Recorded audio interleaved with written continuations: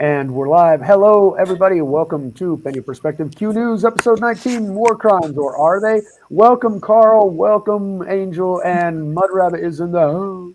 Sorry. I'm on another. Today's been hectic and weird and wild and everything else. But yeah, we've got War Crimes. We've got the PetroDollar, which is something Okay, that's now something in my mind. I'm not hearing my call. And yeah, there's connectivity issues tonight. Carl, how you doing? We were Great. mentioning your Telegram. Did we You were lose him? mentioning your Telegram page. No, we got you back. You said that you couldn't hear it. Mud Yeah, Rabbit, I you can were see you breaking now. up. That's why. Okay, just making sure. You were the first thing that the last Okay. thing that we were talking about. I feel like doing the first thing that we should talk about tonight. You said that Barry stole the show from Mr. Sleepy Joe. Yeah. Don't talk to me. I'll fix them. Did you see the Good. little video? Did you see the Yeah, little exactly. video from Intel Slava? Yeah, I did, and I got it on the screen, but oh, that one. The one where he just gets left alone. Oh, yeah, we can do that one. Yeah, Sleepy Joe. You fit right in, buddy. That's the Everybody one. respects you. Everybody respects you, buddy. Everybody loves you, Sleepy Joe. Go back to sleep, Joe. Go back to sleep, Joe. All right.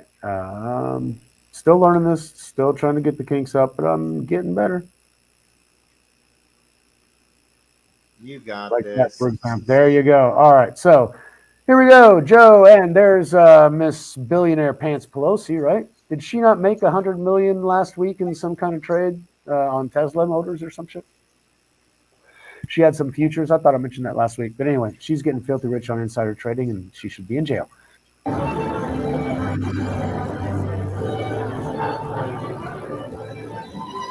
Most powerful man in the world.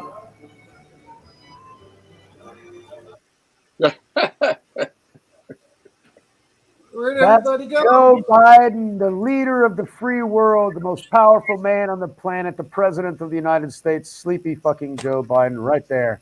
That tells you the importance I of that absolutely love half. this. That is That awesome. is never in the history has a president, because they know they can't talk to the dumbass. He's worthless. So yeah, that's what it is. That was Sleepy fun. Joe. That was just getting abandoned. That's But rich. that was Rich, the most powerful man in the world. Where do I go? I don't know what to do. It's like, where did everybody go? It's that Dr. Jill wasn't there to escort him where he needed to be. That was the problem. Or the yeah. Everybody just walked right past him. Hey, Carl, I just shared on your chat about in D.C. 5 fetuses found in that anti-abortion activist home. Oh, Oh, I saw that. last I'd like week. to know what the hell's going on there. Well, the I mean, that's Planned Parenthood, Obamacare. It's all about trafficking and smuggling and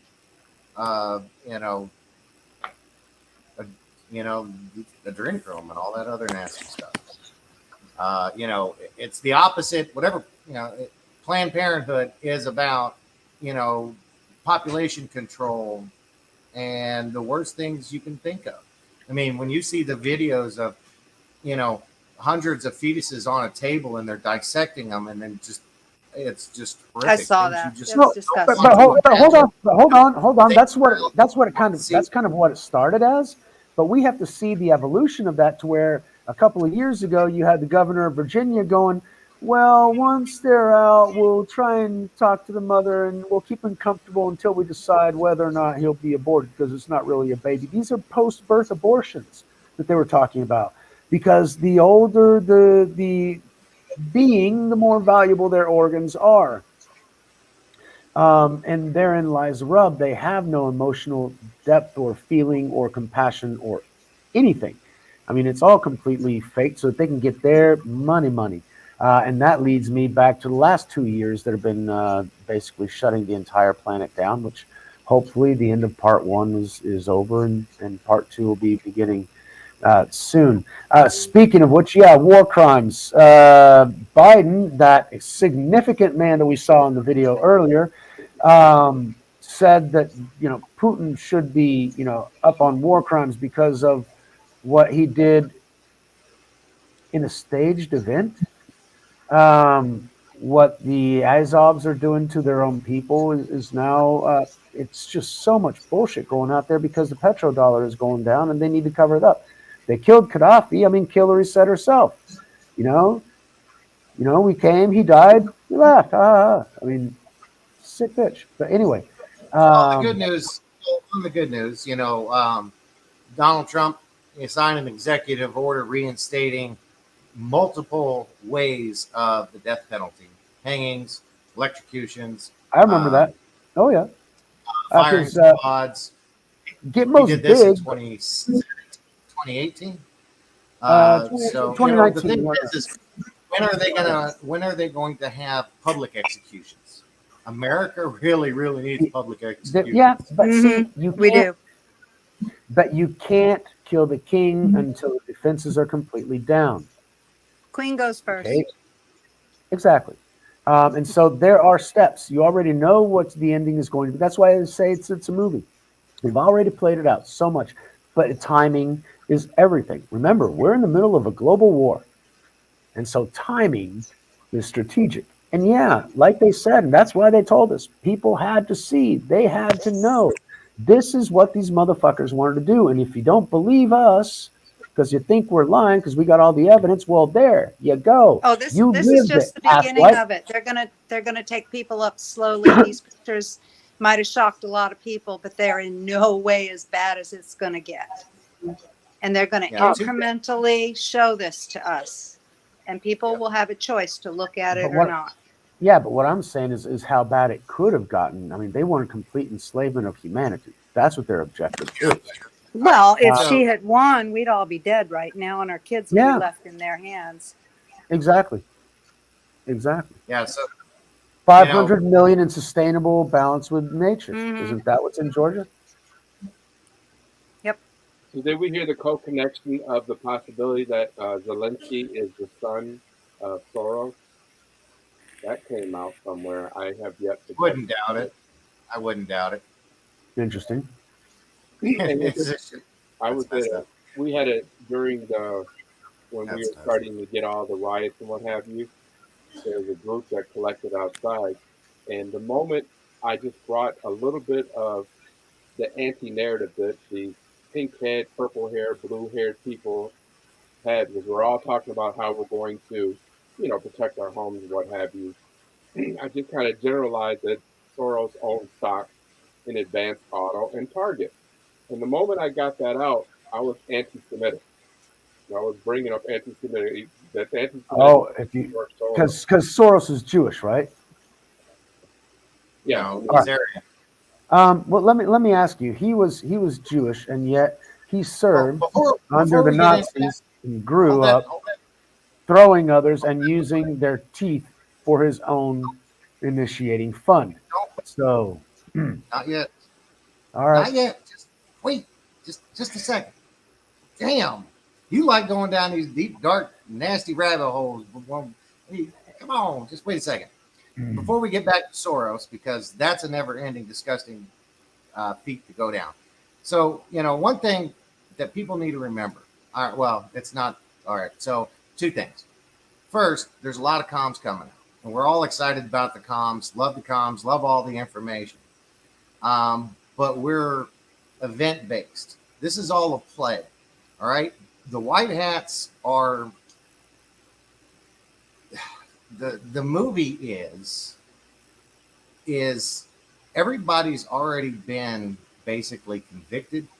Those that have already faced execution are replaced with actors, and everybody's playing a damn role, all right? This is why the deep state events that have been taking place over the past 4 years. I mean, there's haven't been as deadly as what they were supposed to be. But it's, the alliance has taken control of the deep state and expedited all their nastiness that they wanted to do at a pace that the public will feel it, see it, and be revealed. Because the deep state doesn't play like this. The deep state plays the long game. Okay, they're in it for decade after decade after decade after decade. They don't mind making the people suffer. They don't mind, taking a very long time, generations. This is why they control marriages. They control corporations and companies. They can move this plot as slow as they want to keep the sheep asleep. Boiling the frogs. Is what the white hats are doing. They sped it up so it's obvious, so that everybody in the world can see what the deep state is doing. And now, we're on that D5 avalanche right now. All this information is just coming out. So Ukraine should be done by tomorrow, done in 30. It's possible. They just had a huge surrender today of Ukraine. By tomorrow should be the 30th day. If I'm right on that. Yeah. However, one of the things that I heard, they got to bring China into the thing before they bring it to the end. Why? Because it's the bait. Why? Because of cyber attacks that happened on Ukraine before the Russian attacks. The cyber attacks have been going nonstop. I mean, if you just watch some of these streams that monitor they're all over the place. IP addresses, it has been an all-out war for the past month at least. Every day you turn it on, and there's hacks going back and forth from the United States to Russia and Ukraine, from China to the middle to Europe, and it's insane. Well, that also shows us how easy it was for them to transfer the information from the U.S. to Germany to Italy and through the Vatican and then back to the U.S. in, very little amount of time, 10, 11 o'clock at night, sort of thing. It's low traffic on the internet, so it's a good time to send shit overseas. So, yeah, we see that that's all possible, and they've been doing it for a while. My biggest concern is, where do we go now, and what can we do? I mean, we've got the prepper community that likes to, buy a year's worth of food and have their own solar panels and everything else. And yeah, that was my dream 20 years ago, but it's still not a reality because, well, it is what it is. You got yours. And that's one of the whole things, is having your own food and not being dependent on the system. But a lot of people are going to be trapped in this thing without any of those initial preparations. What can they do? Finding out, in the later stages, you can't go out and buy a year's worth of food with 2 months left of the situation to prepare for it. You build it up. I hate to tell you that the preparation phase has come into an end. We haven't hit rock bottom yet, but it's a little late to start stockpiling food and supplies and water and all that stuff. The dollar, we're still good down here. Well, yeah. But it's going to the ships are coming in here and in Texas, so we get dibs on the produce. Yeah. Well, I'm just saying, for some people, for other people, it's horrendous. It's horrendous. And it's, at this point, if you don't have you need 2 weeks worth of food at a minimum. Yep. You might need a month's worth of food. This stuff is going fairly quickly. So it might not be a year, but we do know that at the end of the year, we're going to have serious problems with food security. Mm-hmm. What I went out and bought is a lot of freeze-dried vegetables, potatoes, things that can store well. Canned food. Yep. Yeah. And I have to admit, I tried some of the organic potatoes I have. I threw it in my footsie soup. Man, they plumped up like it tastes just like potatoes. But you have to know where to go. But yeah. But then we got another question. What do you do when the shit really does hit the fan and you've got people out there scrounging because they haven't had food for 2 or 3 days? Let's hope you got your gardens going. And exactly. And you've got your canned goods and your gardens. But if you do have those things and people get hungry, what do you do then? Because my uncle in Oklahoma, I used to tell him the same thing. You got to prepare. And he goes, what? What am I going to do? I'm going to be invaded by feds. I'm going to defend myself. No, I'm going to have all the ranchers around me. If they're hungry, they know that I've got food. They're going to they're going to take it regardless. And so he Well, was ammo is part of groceries. Well, yeah. you have to look at so for most of America, this isn't going to be a big deal. It really is not. It only affects those in high population cities, those that have more population than the stores can handle. And those that have democratic rulership. Right. The town I live in, there's plenty of food in the grocery store, and it could feed everybody in this town. It's a small town. Yeah, but for how long? No, but for how long? Because those grocery stores are restocked every 2 weeks normally, or a month at the maximum, because they don't hold much more than that.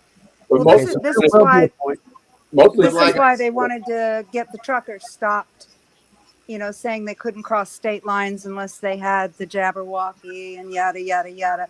Because they want to control the flow of everything. Well, that came after DeSantis said that when they made the embargo on the ships and said nobody could come to port, DeSantis turned that around with the cruise industry and said, no, this is our livelihood down here. Ships are going to come in. We'll take them in Florida one at a time. We'll take them in. And he let all the cruise ships in. So the cruise ship industry is not suffering like it did the year before. And we've got our regular group of Quebecois down here now. Half the cars on the road say Canada. So the cruise industry is good. And then about the shipping industry. And all the other stuff is coming in. Most of it's going to be panic. Most of it's about panic. And they already did a test run with the TP. That was a test run to see how the public will react in that situation. But that's one of the things that we also have. The part of preparation means that you're not panicking whenever shit does hit the fan. And when I was growing up, and my dad was teaching me to swim in the ocean, and we'd go to the beach, countless times, and he'd take me to big waves. And he always told me, if you panic, you will die, because when you panic, you don't do the right thing. Relax, figure out where you're at, go with the waves, swim when you can, and float when you have to.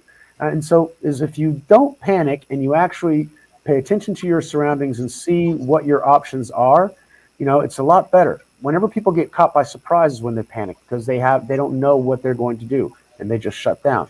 And that's the worst thing you can do. So one of the objectives is getting people to be aware so that they don't panic, so they don't go, oh my God, what am I going to do? It's just like, oh shit, yeah, it's coming. Okay. I interrupted Mud Rabbit because she's talking about shipping. All right.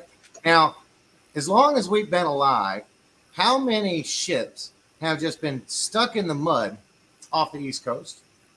And off the West Coast. How many major cargo ships just get stuck in the mud on the East Coast for months and months and months? And they have no idea how to get this ship out. And it just happens to be an Evergreen ship. Do you believe in coincidences?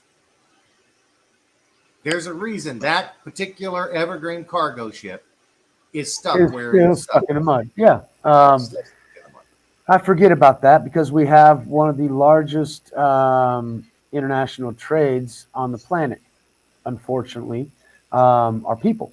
And so that's one of the things that needs to absolutely stop. It is horrendous. And if people really knew what's going on. The tunnel system. They've been blowing those up for 2.5 years now. You hear about explosions here and earthquakes over there, and smoke coming out of this place and smoke coming out of the other place, and you see as they're taking down all those different pillars and all those underground dumb systems and all those tunnels. I mean, that was extensive. It took a long fucking time, and we've been in this war for a while. It doesn't make sense to get rid of them because it's infrastructure that could be used for positive. No. You have to get rid of them. Period. You have to get rid of them. If you want more infrastructure, Elon's got all kinds of boring machines that he'll make new ones for you in 2 seconds. They'll be better, more stable, and everything else. You get rid of them. Why? Because if they're there, they can be used and will be used. Besides the fact that you got bad fucking juju. I mean, all the shit that went on in those domes. Fair enough. You don't want any of those spirits or anything else involved with anything that you are going to be, because man, There are hardened war soldiers that lost their lunch when they went into some of those places, the things that they saw. And So this you're is shit trying we to saw talk 2-3 years ago. Okay, so So I've been able to process it for a while, but they were sick the first time I saw them. who brought up the Just question like- about reusing the dumps? No, I said the tunnel system. To me, there's a part of that. It doesn't make sense because they're there. They can be used for positive, taken over, not destroyed.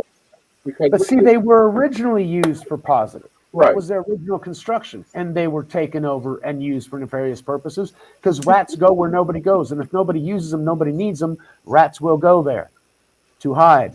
The sewer systems hide populations of people that we don't even know about.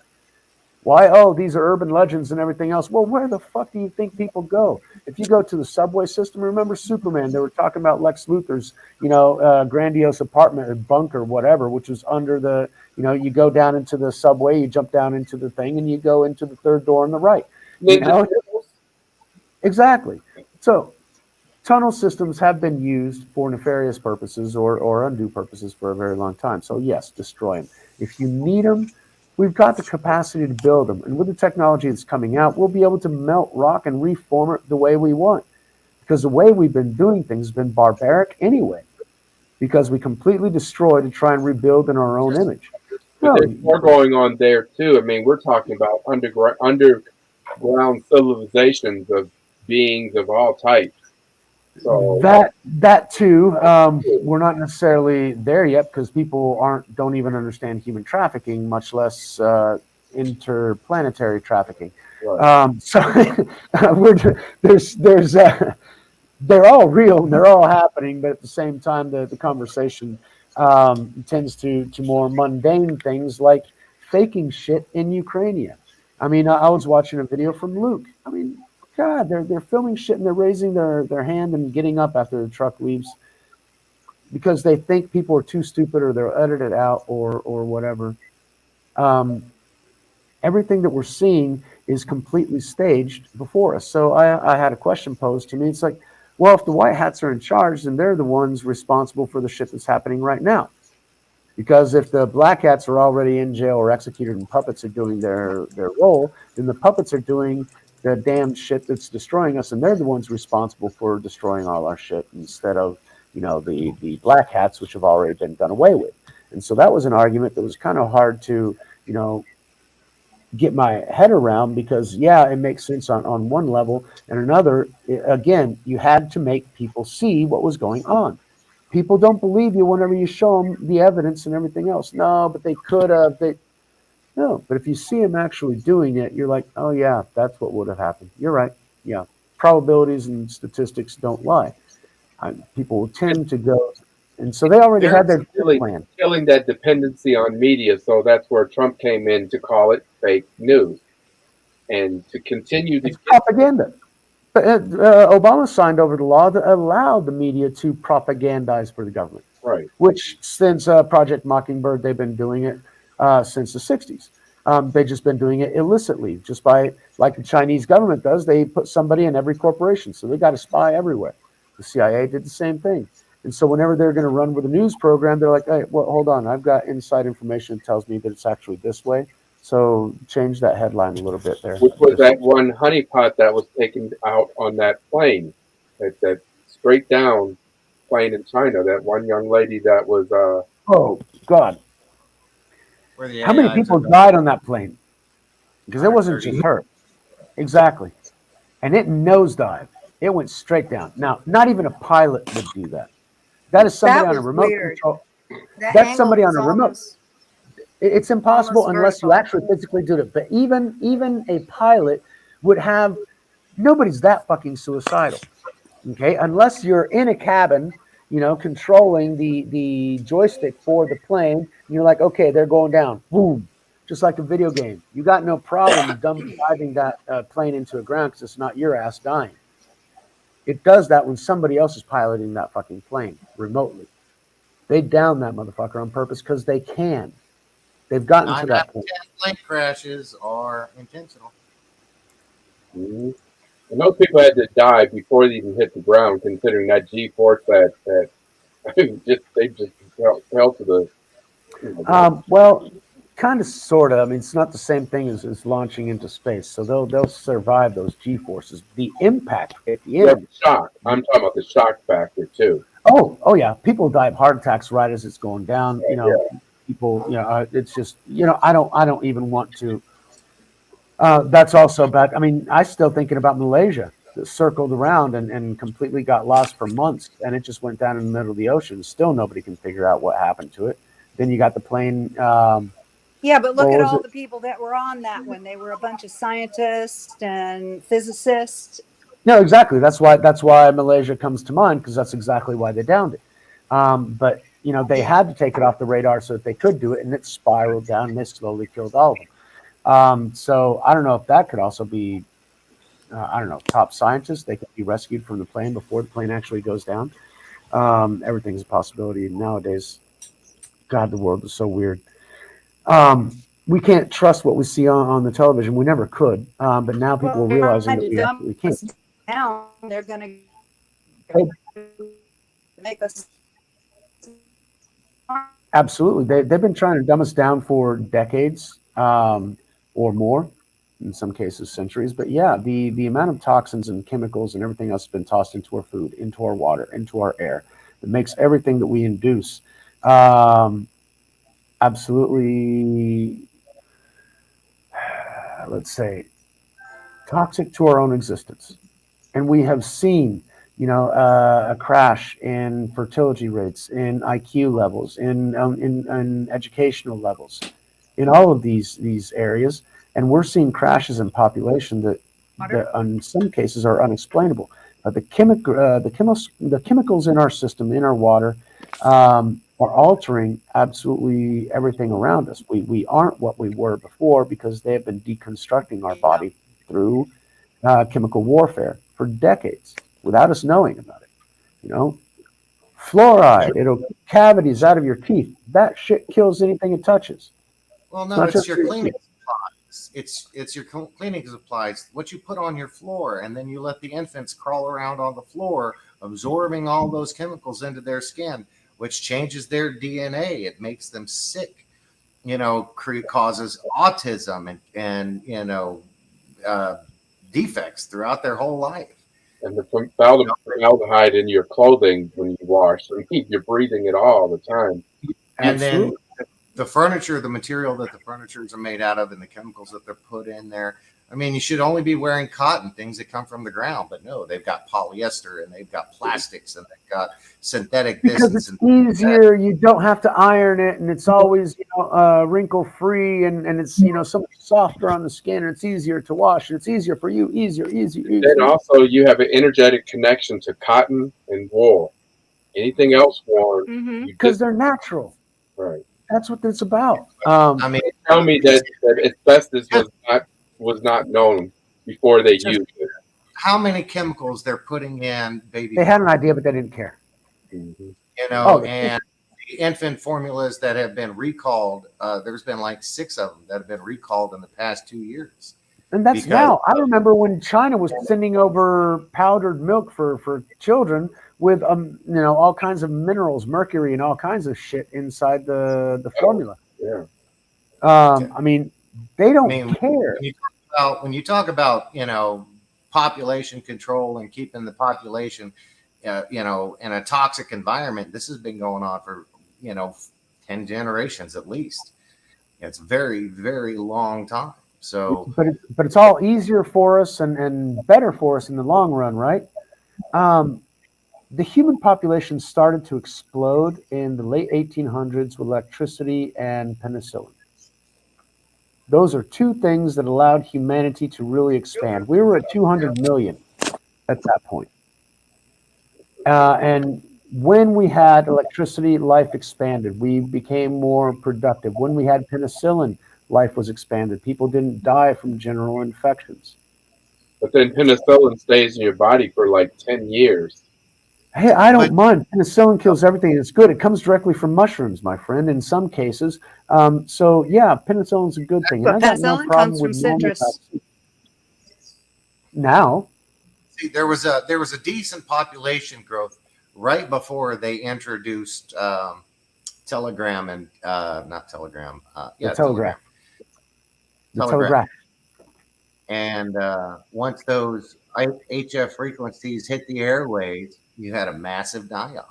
Oh wait, Spanish flu, 1918. Yeah. I saw that one this week as well. I'd forgotten about that one. Yeah. And it's kind of every, what is it? Almost every 10 years, at least once a generation, they introduce a now we've got the 5th generation, which will be able to see through walls and map people's movements just through the Wi-Fi signal. Funny too. Back in the day, they removed lead from your paint because that would prevent them from being able to see into your home. I remember one TV show, not MacGyver, one of these old shows, cop shows, where they were showing a radar, the vehicle that can scan a home and see right through. Yeah. If you have lead paint, you wouldn't be able to do that. So they got rid of that, and they used the kids eating chip paint, and they're dying and getting lead poisoning. As they're, granted, I'm not saying lead is good, but I had lead in my pencil and lead in the fuel that I put in the car. It's a lot safer. What child do you know of eats paint? No, but see, that's the thing. But see, the problem is the painters. It's like the Mad Hatter. The Mad Hatter is because in order to get the brim right, they would roll mercury over the edge because they couldn't use water because they'd get it wet. So they'd roll mercury to find out if it actually drained well. And so they were dealing with mercury all day. And that's it made them insane. But lead also has problems. For example, lead pencils. If you stick yourself too much, you can get lead poisoning. If you're a painter, painting all day with lead paint every day, it might have an effect on you. So if you make products that are less dangerous to the painters themselves, maybe but at the end, if I do it myself, I'll buy some lead paint and I'll paint my just make sure from lead is if it's in your drinking supply. If you're drinking out of a lead-based glass or cup, or if there's lead contamination in the water supply, then you're going to get sick, and not just you, but your community. But lead paint on the wall. I mean, even if you're sanding it, it's still not enough contamination for your body. I mean, your body can process that problem. And I never noticed it because I used to paint houses with my dad. So, yeah, lead paint was normal. And when they took it away, it was the same time they took away leaded gas. So I was like, yeah, whatever. But now it makes more sense. To prevent Superman from looking inside my house. They don't do things because they're concerned. There's always an agenda as to why they're doing it. You always got to think in the flip. Everything you flip, you'll figure it out. The concern for you is only the lie they're telling you so that you'll buy their bullshit. Mm-hmm. And that's something, Madpog says, she had a kid poisoned by lead as, it was kind of sad, but these doctors are idiots. He may have had lead contamination, but it wasn't from the point. Okay. It could have been a water supply. It could have been a wide variety of things. But the pipes. Could have been pipes. Pipes were lead pipes at that time as well, but everything was lead at that point. I mean, that's like saying, about the asbestos things. I mean, shit, I came down here to Brazil, and my father-in-law at that time, the drunk bastard died of diabetes in the end. But they had these shingle things that were asbestos. And I'm like, holy fuck. I thought, this shit was banned 20 years ago, 30 years ago. They were still using those asbestos sheets for roofing and that sort of shit. And it's a fire retardant too, right? Yeah, exactly, which is why they use it. 9/11 wrapped with asbestos. I wonder how it burned. Oh, no, because it was explosives really don't care if it's fire retardant or not. They kind of take care of that beforehand. They really don't care if you catch fire because you're going to burn regardless.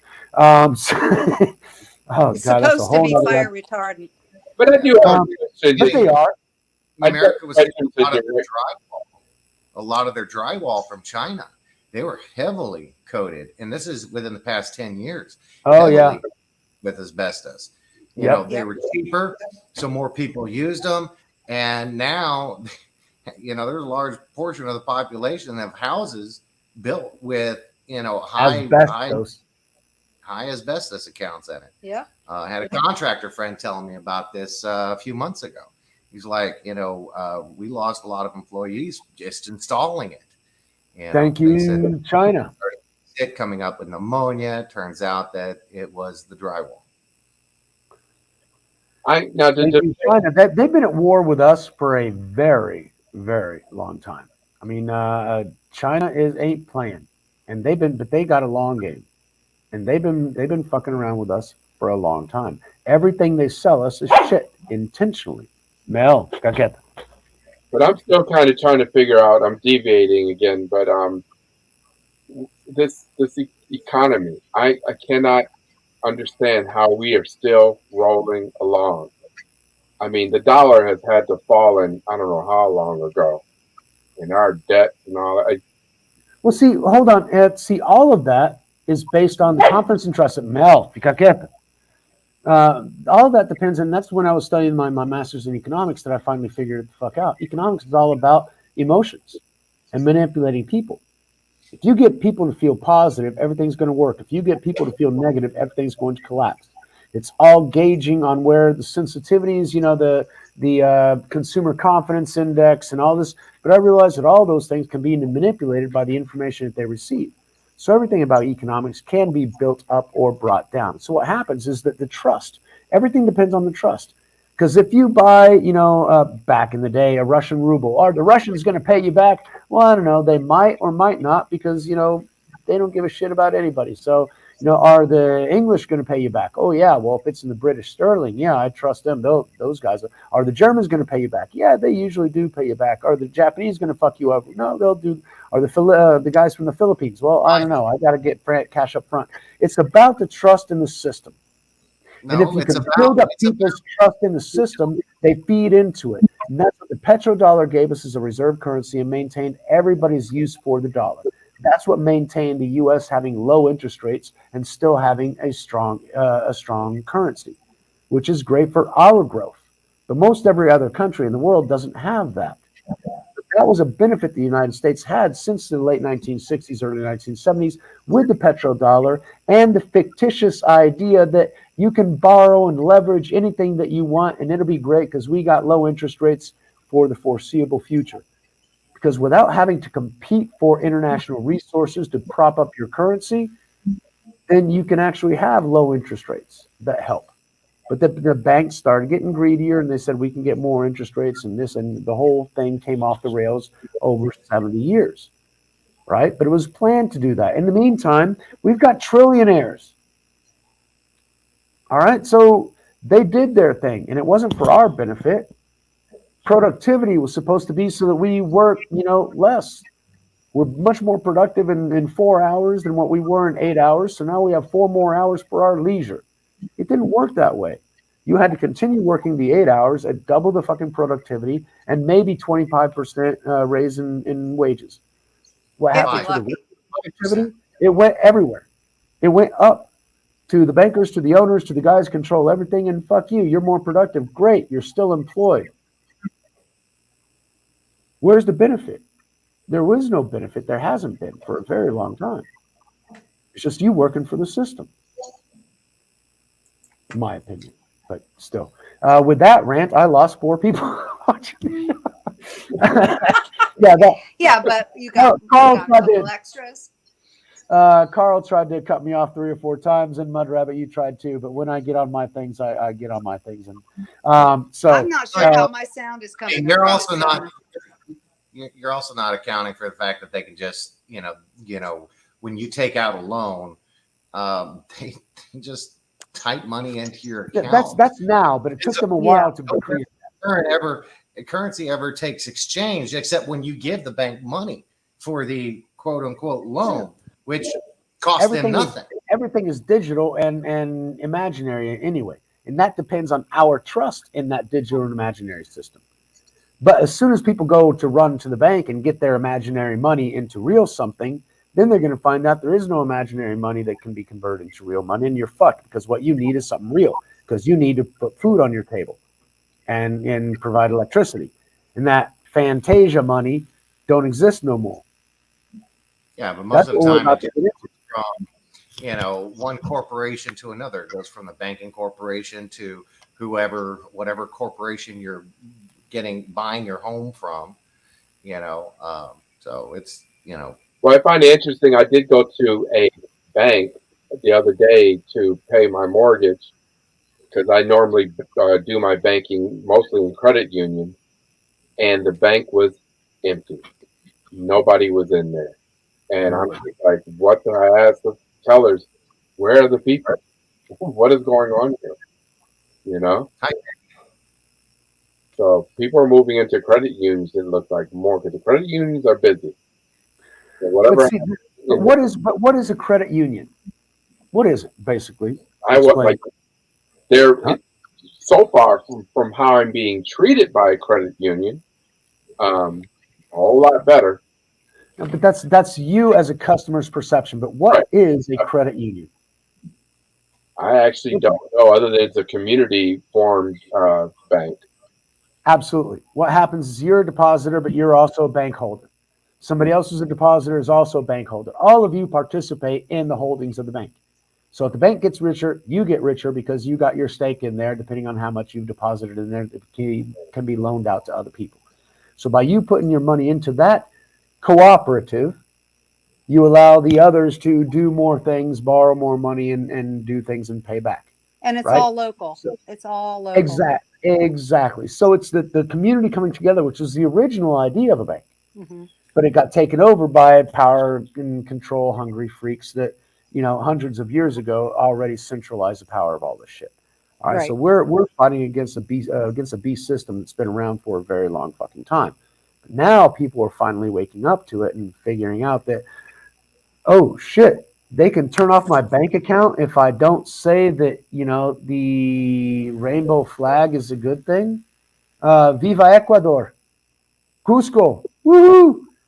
By the way, that was the official flag of Cusco, Peru, before these guys took it over, and they're pissed because they took their flag and they want to sue. But nobody's talking about that, are they? All right, we're gonna get back to relevant news instead of long. Yeah, you're right. You're right. It's all controlled. It's all bullshit. It's been bullshit for a very long time. If you want to talk about the new currency system, that's fine, because that's what some people don't know about. But talking about bullshit that we've all lived through for 40 fucking years, excuse my French. Yeah, but not everybody understands it. Because they haven't understand it. They don't want to understand it. They don't care. Just give me the greenbacks so I can go buy shit. That's all they care about. I'm trying to understand the quantum system, if that's the direction that they're going in. Is that going to be dark? Okay. Now that quantum system is interesting as well. But anyway, what were you going to say? No, well, it is. You're right. It's a quantum system. Basically, AI is going to be controlling the something. I haven't figured that out yet. But they're in control of something, which is why it's quantum. But the currency that all the nations across the globe, every state in the United States, we just want to look at the United States. So every state's going to have its own currency. Alaska's going to have its currency. Texas, Louisiana, New York, Connecticut, they're all going to have pretty little pictures on their pretty little bills. Difference is either the bills are going to have gold built into them, or a precious metal built into it, or it will be backed by these so-called precious metals. So their value will, it won't change. And that's the other thing is, Russia and China have already started doing that. I've seen the gold dollar bills. The gold bills. They're really impressive. Very pretty. I gave some to my mom and got the nice ones with Trump's picture on it, and $1 million, whatever. But you also have the ruble has also been gold based because they fixed the price of gold in rubles, so it is gold based, and they've been building up reserves. And so the rest of the world to be gold based.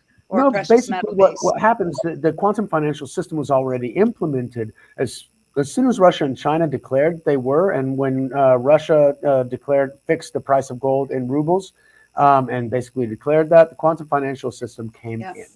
All right, so we have, you were trying to say that AI is going to control the quantum system. The quantum system is going to be used more like the cryptocurrencies, Bitcoin and Ether, whatever, all that crap. Yeah. Why? Because it's separated out. The only way for you to control those things, you can't control those with a linear thinking computer.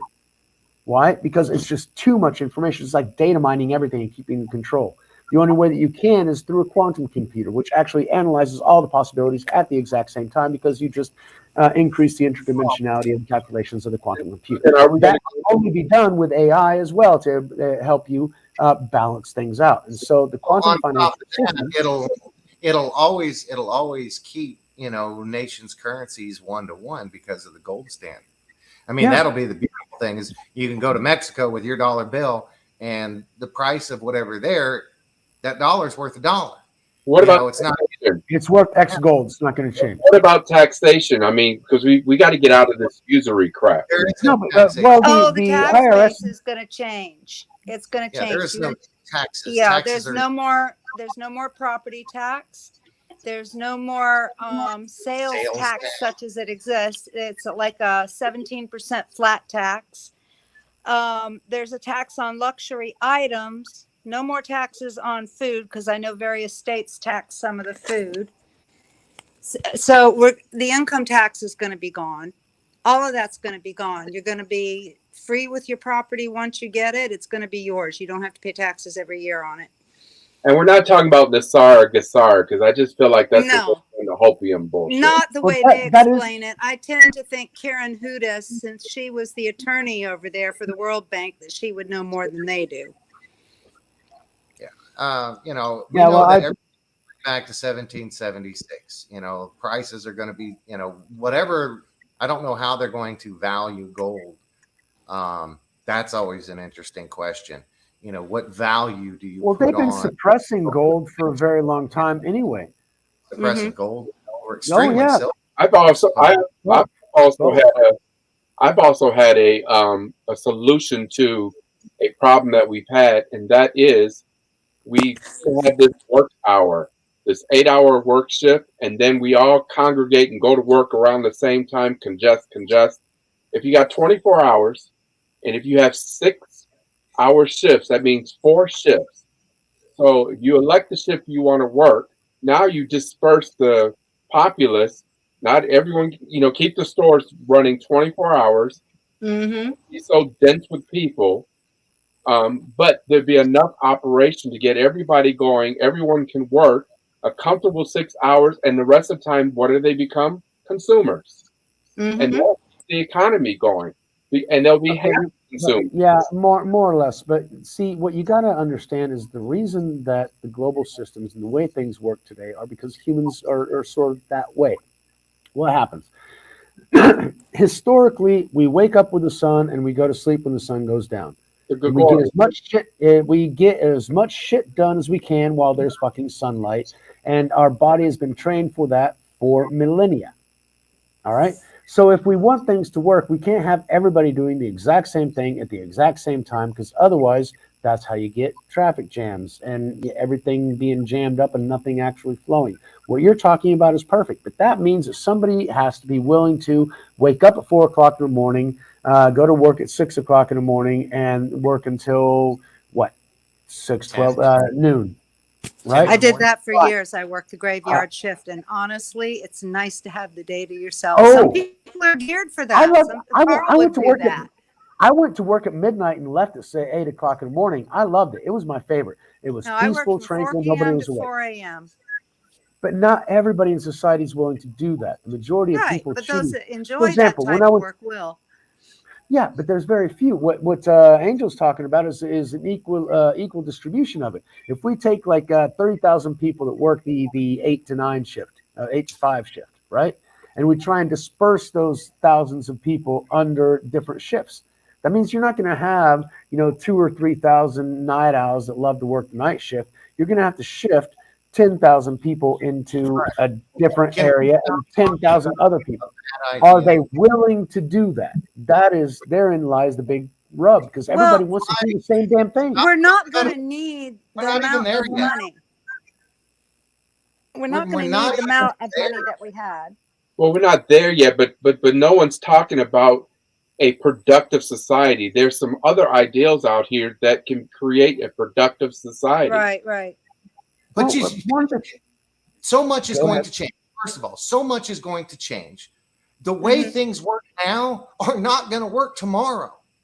So you trying to plan tomorrow's world and economy around today's ideas is insane. It doesn't work. I mean, there's not going to be any taxes. The technology that's coming out is going to advance us so we can eventually get off of the dollar system, the currency system. I mean, that's where that's resource-based economy. You're not going to be working hold on. hour day. But hold on. There we get into something extremely questionable, because if we're off currency, what do we use for the exchange of energy? Because currency simply replaces, hey, I did 8 hours of service for you. You need to buy me some groceries and pay half my rent. Know what currency? Hold on. Do you know what currency is? It's a representation of your consciousness. So where you want to put your consciousness is where you put your money. So you have to. There's a point where we don't need to use our dollar to with our consciousness. We're going to be. Trust me. Just things are not going to be the same as we've grown up with. You're talking about a resource-based economy, is what you're saying.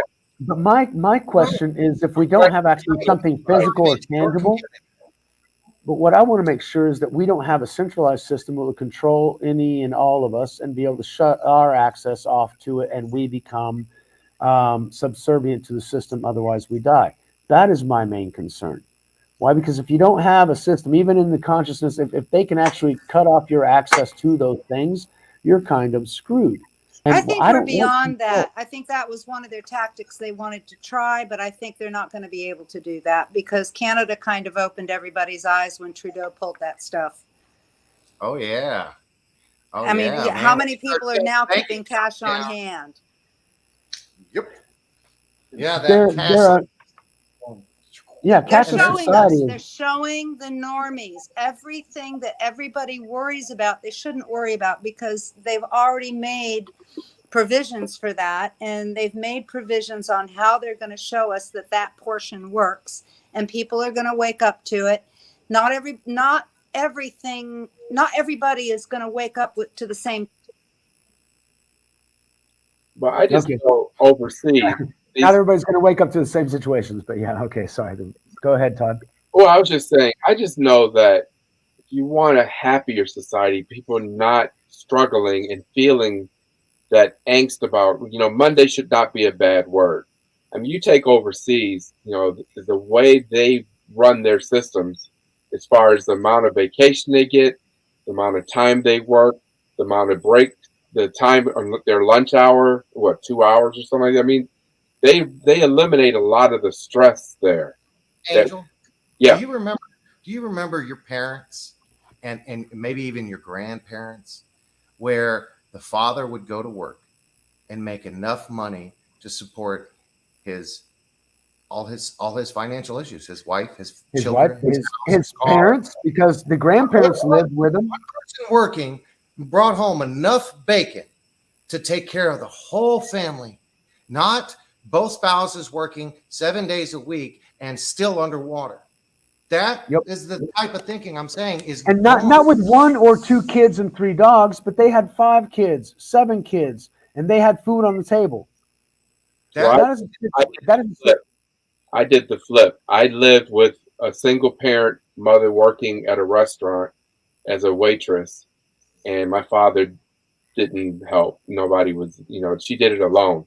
So now I'm the worker. My wife stays home. I take care of the family. I'm doing the very opposite. Or are you making plenty of money? I'm making plenty of money. Well, then you're in the up 1% of all of America. Yeah.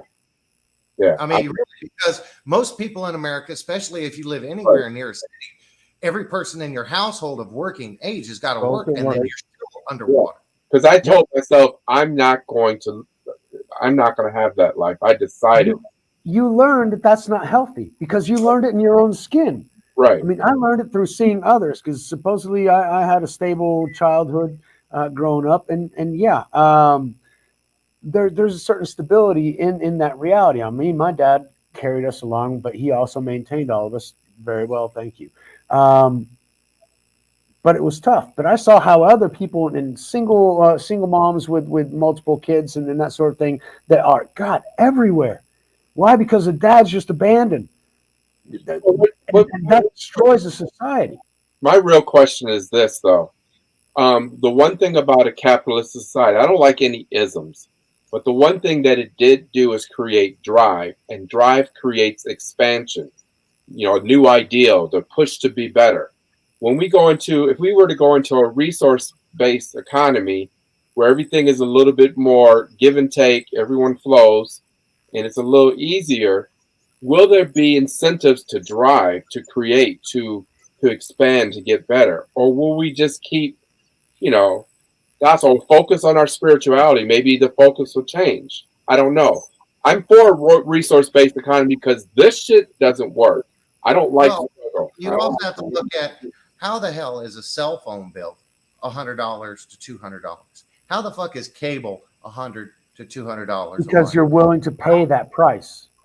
It is. You don't have a choice. There's a monopoly on everything. No, you have a choice of not using a cell phone. Okay, Mike, if you don't like your electric bill, change companies. Yeah, exactly. It's a monopoly. You don't always have that option. I can choose to not use electricity because it's a monopoly. I only have one company. But if you the electric bill is going up on a constant basis. Yeah. However, they have no excuse for that other than the infrastructure that they had to build it out to. But at the same time, their service always falls because here I have a choice between 3 or 4 different. But if I'm switching all the goddamn time to get the cheapest one, there's no fucking stability and everything breaks down. So if you have a problem, for example, my cable bill, I don't watch cable television. I disagree with you, Mike, because right now all these cell phone companies, they're all the same fucking company. Yeah, they're all the same. It's but see, I remember when I was working in a telephone company, I was network support. So I knew we rented time from 3 or 4 different companies, and we used their networks. And so we used MCI networks and we used Sprint networks, and I learned the history of both of them. One was satellite, one was railroads and fiber optics and whatever. But at the end of all of them, and the most expensive and least useful part from a node to the home, we always rented space from Bell, from AT&T.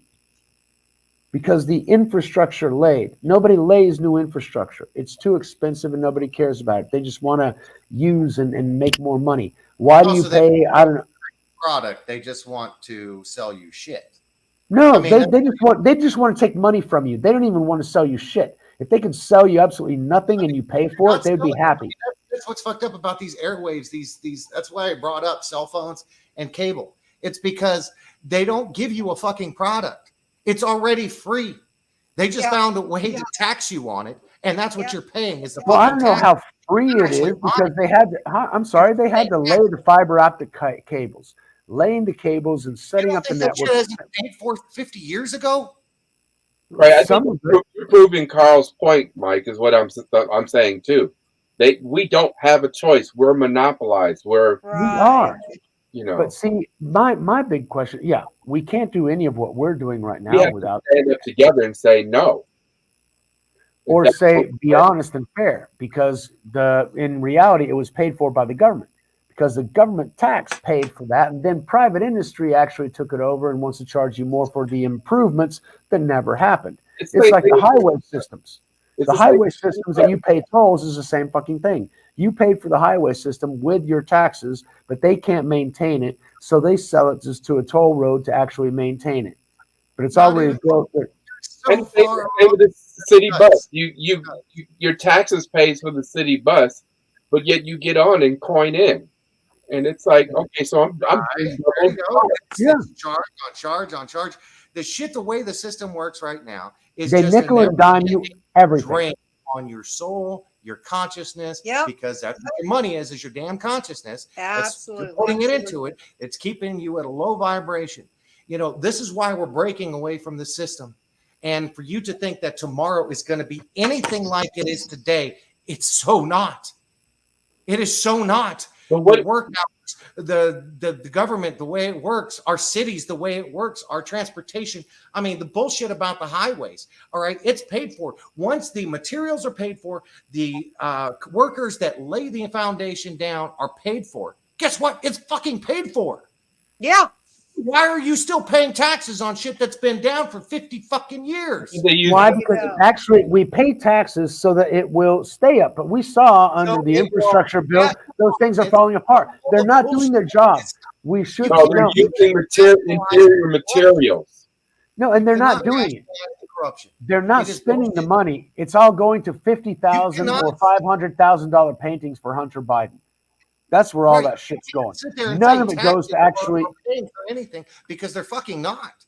All it's doing is sucking the life out of you to fatten somebody else's pockets. Yes. It doesn't. The same as interest rates on bank loans. Keep you the same damn thing.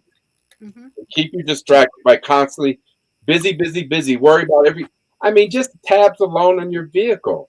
I mean, you think about how much you're paying. That's like $10 to $20 a month if you really break it down. In some places. I mean, Carl. Well, if you break down, for example, your mortgage for a house over 30 years, you pay for the house 4 times. Oh, so you pay for your house and another 3 houses for the bankers.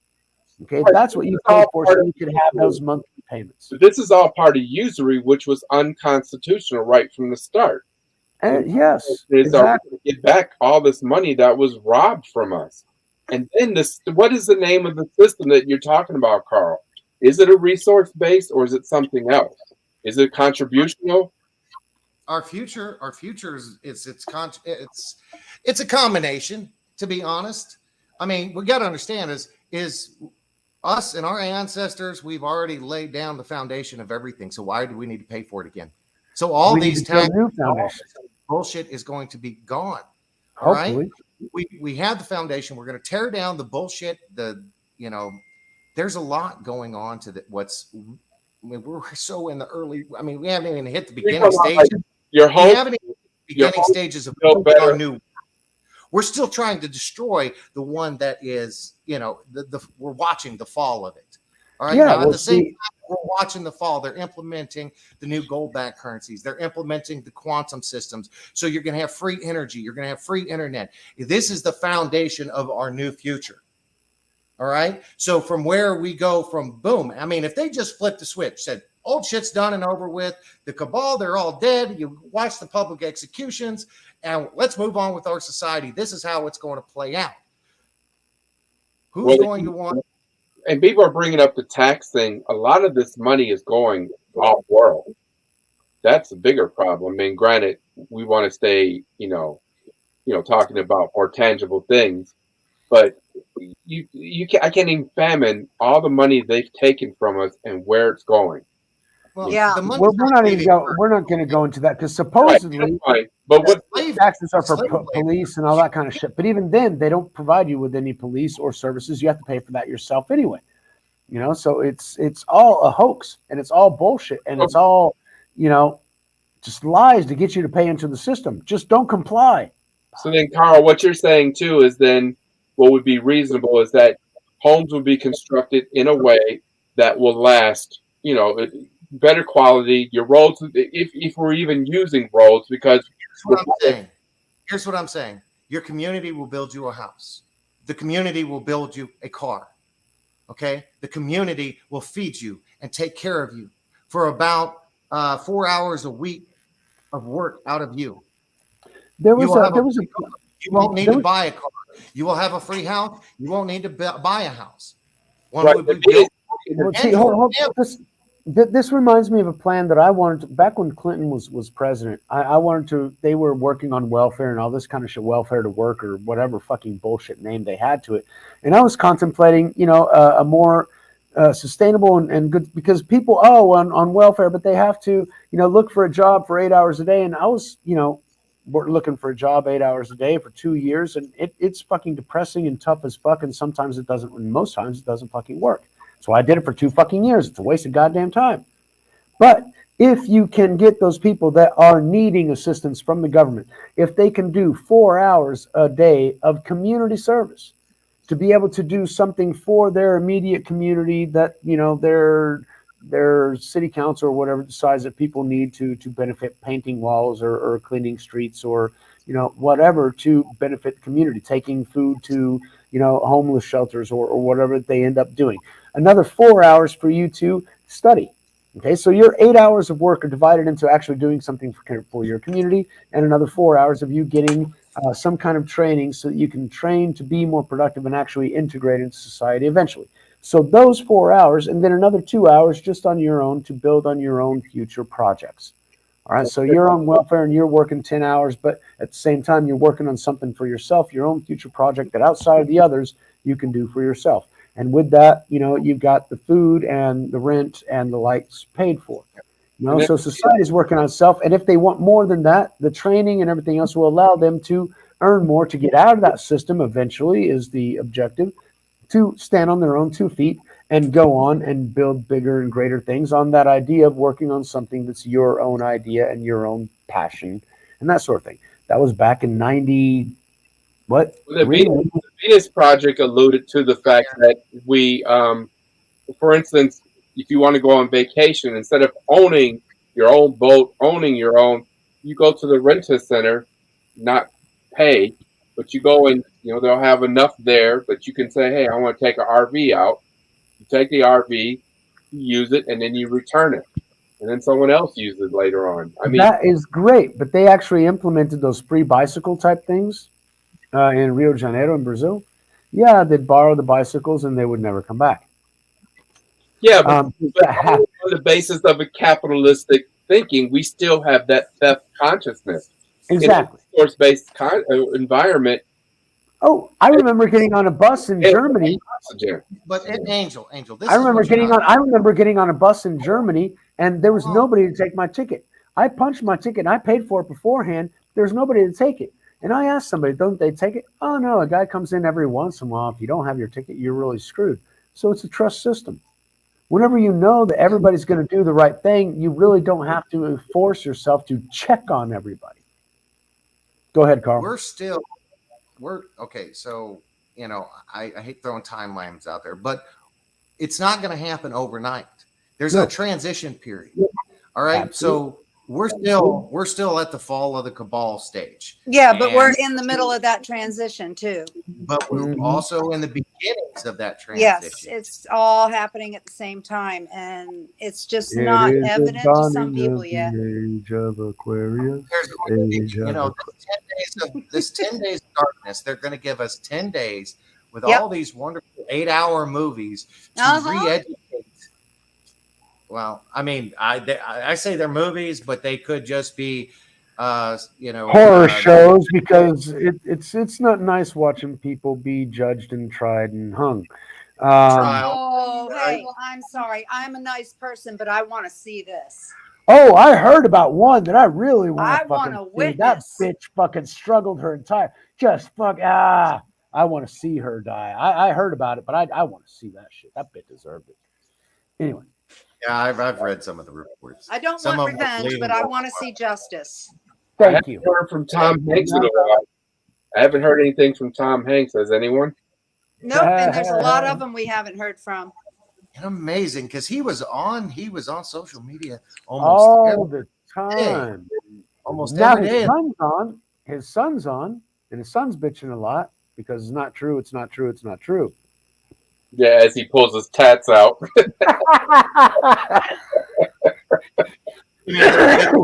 I swear that kid was a child. He was a child sacrifice. Holy shit! What that kid hasn't gone through. Holy crap. I want to see part of those families. It's about fucking time, to be honest with you. And actually, the 2 people that were on the video that started off this video, okay, the dementia patient that lost all the attention and the drag queen that is trying to get everybody over. When I see those 2 go, I know that there will be peace on earth, because That is the epitome of the destruction of the American ideal and Yeah. dream, the American Constitution, It's, individuality. if it weren't for the children, I might say, okay, let's just shove them in a cell and let them live there for the rest of their lives. But no, this is for the kids. And what They they've have to done to fucking some of learn. these children is horrible. But the kids also, it's also about the children, because the children have to learn themselves. Right. It's another generation that we can't indoctrinate until the system is going to take care of you. No, we're proving to this fucking generation 2 years of your school life, 2 years of your social growth, 2 years of time with your friends, 2 years of graduations lost because they're playing a fucking game with your reality. Right. They care nothing about you. I'll Okay, believe so I've got an entire generation of kids that are going, you know what, fuck the system, we depend on ourselves. And we got the kids growing up right now going, wait, but my teacher doesn't know who I am because she can't see my face. Well, My I'll believe that the shutdown occurs when they shut down that city state called Disney World. Yeah, They're that's gotta about go. to, and man, DeSantis has been hitting And them some hard. of us down here in Florida have been wise to Disney for a long time. Oh, It's just for a that long every time. time we open our mouths, people say, oh, it's a conspiracy theory. Okay, fine. No, but at the same time, I also opened my mouth and I got this response.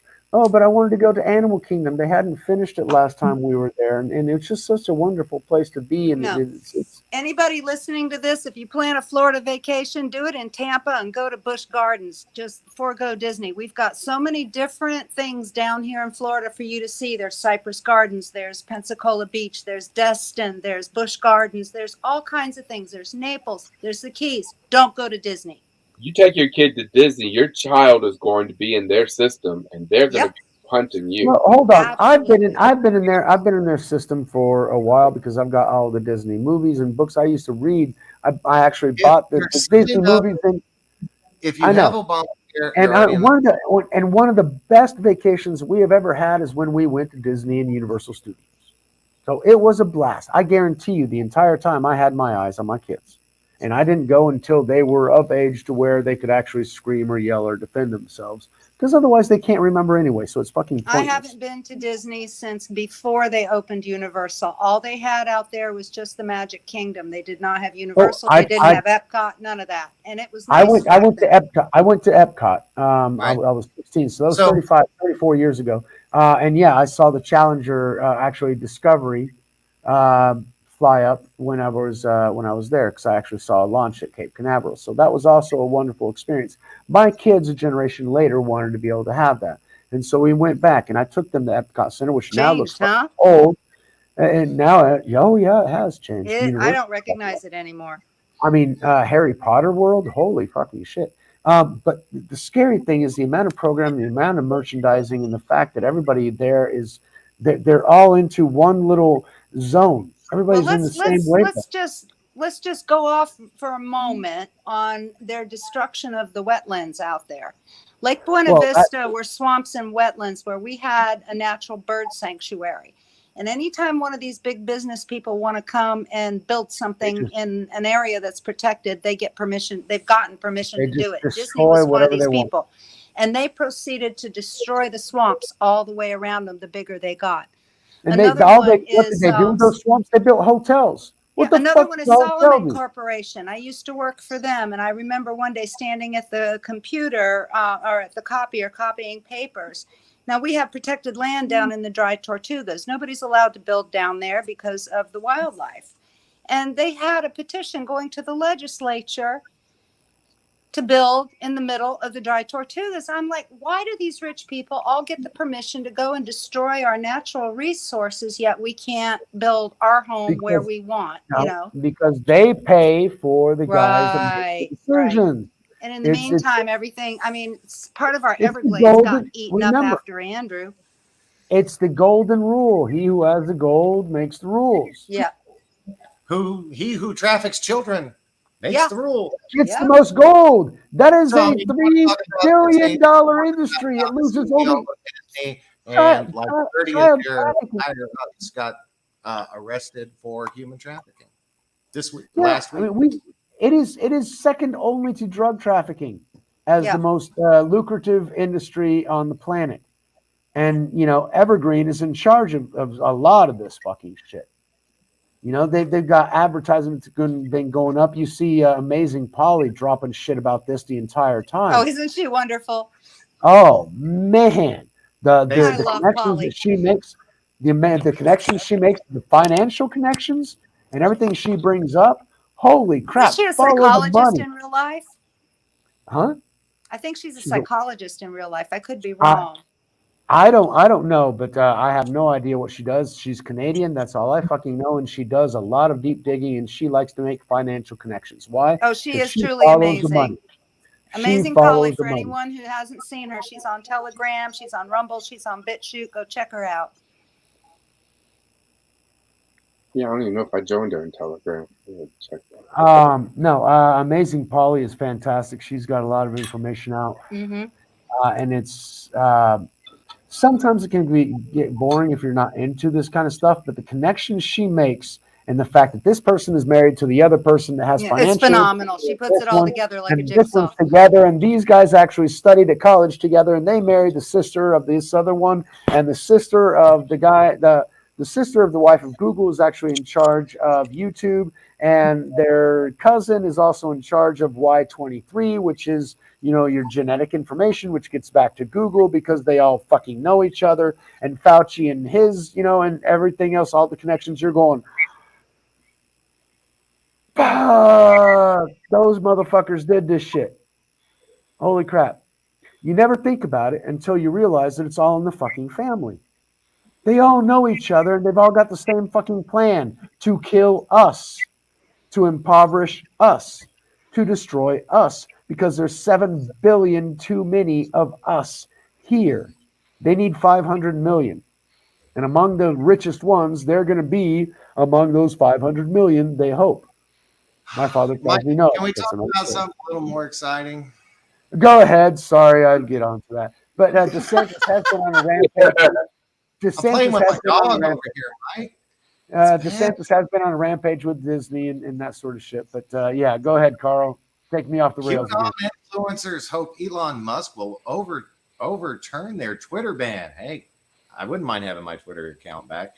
I have a Twitter. I never used it. I don't care. Yeah, that's so far rumor. That's rumor. Somebody put that out there without researching it. Actually, well, no, it's not a rumor. It's a want, a desire. It's right. But that's opinion. okay because knowing Elon, he will eventually do that. No, but Elon will actually make money out of the fact that they will actually have to release the information that they banned a year ago. Yep. And then everybody's going to come back because Orange Man Bad will also be let back in. And then everybody will be back and the thing will explode and he's going to make millions again. The stock was going down too until he bought out. Social. It's probably competition to Truth Social. That's probably what it is. Yeah, but he's conversed with Papa Trump over this. Elon's in the loop. And that's why Trump recently said that we needed more than one social platform. Yeah, and I'm thinking that's one of the reasons that he got rid of the Satanist that he was married to. Couldn't be too soon, huh? I don't know. Personally, I'm an Elon Musk fan. I can't even pronounce. He's got 2 kids. I can't pronounce their names. That chip in the head thing is not settling well with me. It's not either. The things that he's also going to have problems because of the monkeys. All well, right? consider who he used to work for too. He's got to do a slow transition himself and not give them any hints that he's doing anything drastic, so they don't knock him off. Yeah, because he could be gone, just like one of my favorite comedians. Can I read a post from Whiplash 347? 4, please.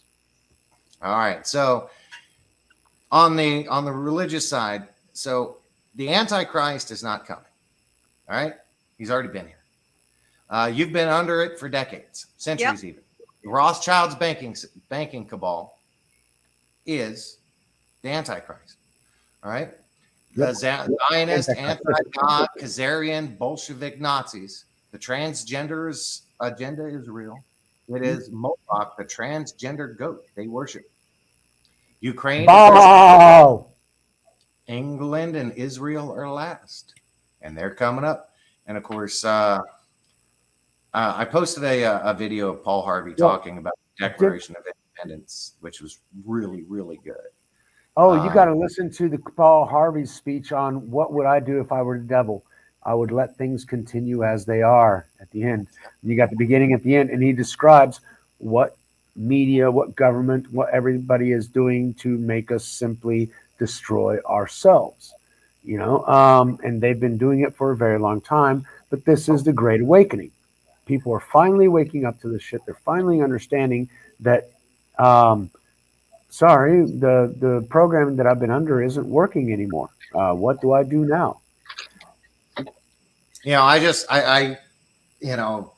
This is, through all these years of research, it's like, well, when's the Antichrist going to be here? And, we're in Revelations, but all the signs say we're already in Revelations, except this, supposedly infamous Antichrist. And the only person I can really think of is the Pope. Sorry. The Pope is the false prophet. Well, no, you got to look at, for the past 50 years, 30 years. Well, the Antichrist is more than one person. If Christ is an energy, then the Antichrist will be an energy. And you're seeing it now. It's a consciousness. Yes. And you're seeing it now, the way it's acting out along the populace. People are clearly choosing their sides right now. And when the split comes, it's going to be too late. Yep. Things will be. Antichrist is an energy that has just taken over people with undeveloped spirits. Is the best way I can say it. What I call it the Antichrist spirit. It is everything that is absolutely against what is fundamental to what has already been proven to actually work. It's not that, we're judgmental because no, it's not that. Do what you do. We tend to personalize these things and put them on individuals. Everything is individual and everything is us. But the thing is, look, you do what you want to do. But the thing is that I'm going to do what he told me works. Because he told me that, no, I shouldn't kill people because it's a bad thing, bad juju, which is why we got to destroy the dumbs. Because they haven't just been killed, they've been tortured in there. So because they were using those for Adri and the no and the Chrome thing, because the algorithms are a son of a bitch and we got to work out with those words, Carl.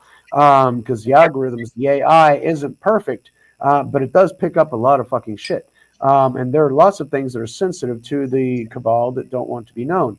And so I didn't say anything.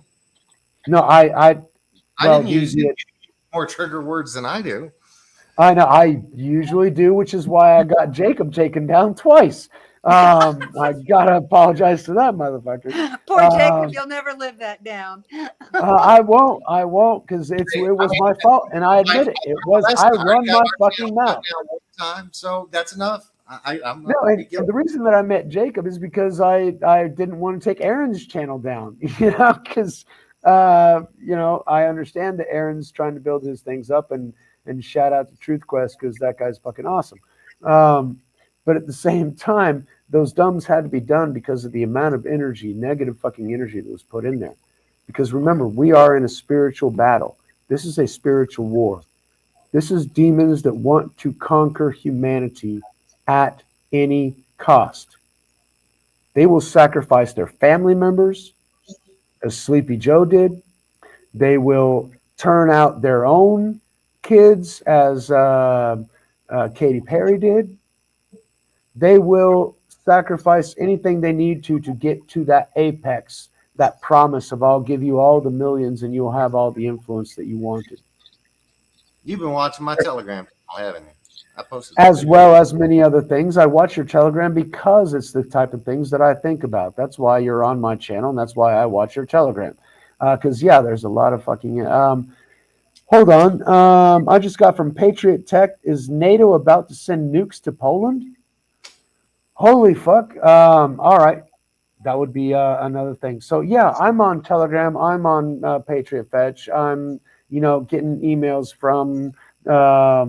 oh, fuck, what was it, Mud Rabbit? You told me the Cash Patel's thing. Devolution. Devolution, thank you very much. And all that stuff. So I've got 20 million different things to where I'm getting information, and everybody's freaking...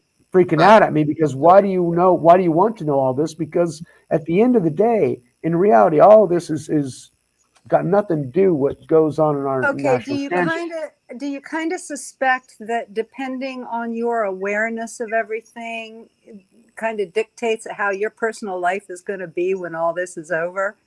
I mean, I can't imagine how some people out there, how miserable they're going to be when this is over, simply because they are so negatively charged. Oh yeah. They don't know what's going on. Yeah. Yeah. Well, see, that's a great filter. And that's one of the things that I was trying to explain to Andre Little. And it was kind of, he was taken aback because to me, it was just something that was obvious. And I mentioned something Elon Musk had mentioned, we're about to go through the great filter, right? We're about to pass through the galactic equator and go from the southern hemisphere to the northern hemisphere of our galactic equator.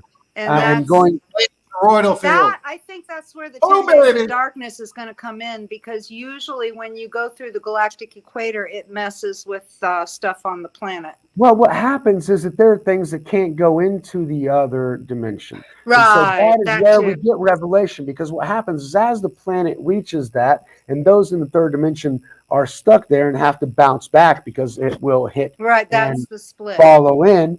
At that point, they're stuck in the third dimension because they can't go up, and they're going to see the others that actually disappeared from their dimension because they continued on the journey to the fourth, fifth, and it's another going to dimension. be mutual. Some people will disappear from their reality, and they will disappear from other people's reality. But see, so the others, for everybody to see. But see, yes, it will. But for those that leave the third dimension, a new earth and a new sky, a new heaven will be created. Because they're on the other side of the equator, they are able to live and repopulate and use a new planetary system inside, and so they evolve. And those but the thing about this split is, and I've had information on this, when this split, if this split happens, those that get left in third density, it's not going to be, they're not going to have everything around here. It's going to be a total reset for them. I mean, we're talking caveman. But there's something to be said for the solar flash. There's something to be said for the solar flash. The only way to take out AI is via a strong EMF takeout. Plus, EMP. You have junk DNA that needs to be lit up. Right. And that also is a logos activity, which is our sun. So, I mean, you gotta all realize that this is all frequency based. So what you're trying to explain is very simple. We're going from the negative toroidal field to the positive toroidal field. Solar system is at a frequency point where instead of being constant and clean, it has a lot of friction in it. And what's going to happen is the higher dimensions, the higher frequencies are going to separate from the lower frequencies, and it'll be a clean shear. And you will be left with a high dimensional representation of Earth and those entities that can live in that higher dimensioning on that realm. And it's not just Earth, it's the whole solar system. So another concept. It's the galaxy. Okay, right. Because we're going through the equator of the galaxy. That got the lower frequencies, they're going to remain here and in hell. But for example, one of the things that I like to talk about is that you never see a cyclone start in the southern hemisphere and go to the northern hemisphere. It doesn't. If it starts in Africa, the hurricanes that hit the Caribbean start off in Africa, right? In northern Africa, above the equator, right? And they'll go across the equator, and then they'll hit the Caribbean and go on up. And anything that starts in the south will go from like Brazil over to southern Africa. Why? Because that's a cycle of the toroidal field within the flow of airflow and water flow on the planet. Okay, and that affects our meteorological system and everything else. So yes, it all goes back to a toroidal field. Just trying to explain it a little better. So whenever we see something that's going below the equator and going along the current, like we saw in Finding Nemo, those turtles flowing along that current, it's kind of like a tunnel that speeds them up. They're never going to go above the equator because that current will take them around the equator and down again onto the last shift that this planet did, the pole, I think it was an old paper that I read years ago. The pole flipped, but it didn't flip completely. The North Pole came down to like Europe and then wobbled back up near to where No, it but was. we have had complete global 180. We've shifts. had magnetic flips and we've had physical wobbles in the past, but the wobbles But haven't Edgar happened in Casey, our lifetime. The but magnetic Edgar flip Casey has. said that Edgar Casey said that we're going to have a pole shift, Yeah. and we're going to have tidal waves and everything else. Why? Because the crust will move, but the water and air are not necessarily fixated to the crust. Yeah, So that's as the what's crust happening now with all fixates, the volcanoes. then This is happening now. All those volcanoes. If you look at who is it, Dutchens on Yep. YouTube, he Yep. showed it all the way down the western ridge of Well, it's Central and South America. It's basically the Ring of Fire. Okay, Mhm. we've known this for a while because that is the Pacific Shelf, Right. and one And of the those lowest. volcanoes have been going off like crazy. They're just not putting them in the news. I'm sorry, I'm distracted. I was reading Aaron's message. I just now got it. He sent it 2 hours ago, so or an hour and a half ago. Don't tell me he's been sitting in the waiting room all this time. No. He's saying he's got to bow out this week. He's working on a couple of projects, but he'll show up in the chat, which we saw in the chat, and so that was what I was looking. We love you, Aaron. Absolutely, Love you, Aaron. probably watch this. My daughter. Thank you. Well, your mom was in the chat. I think I didn't highlight her comment in the very beginning, but I think I saw your mom in the chat as well. So I thank you for that as well. God, it's so bizarre, the world that we're living in. It's not anything of what I thought it would be in the 70s or 80s when I was growing up. Well, and no. it is everything I don't that think I it's prepared for. anything we expected, but it doesn't surprise me in the least. Well, because I'm I read not surprised. 1984 and I read Revelation and 1984. So this is exactly what they already told us was going to be. Just most people didn't fucking believe it. And those of us who've had a heads up in that way are not panicking. Absolutely.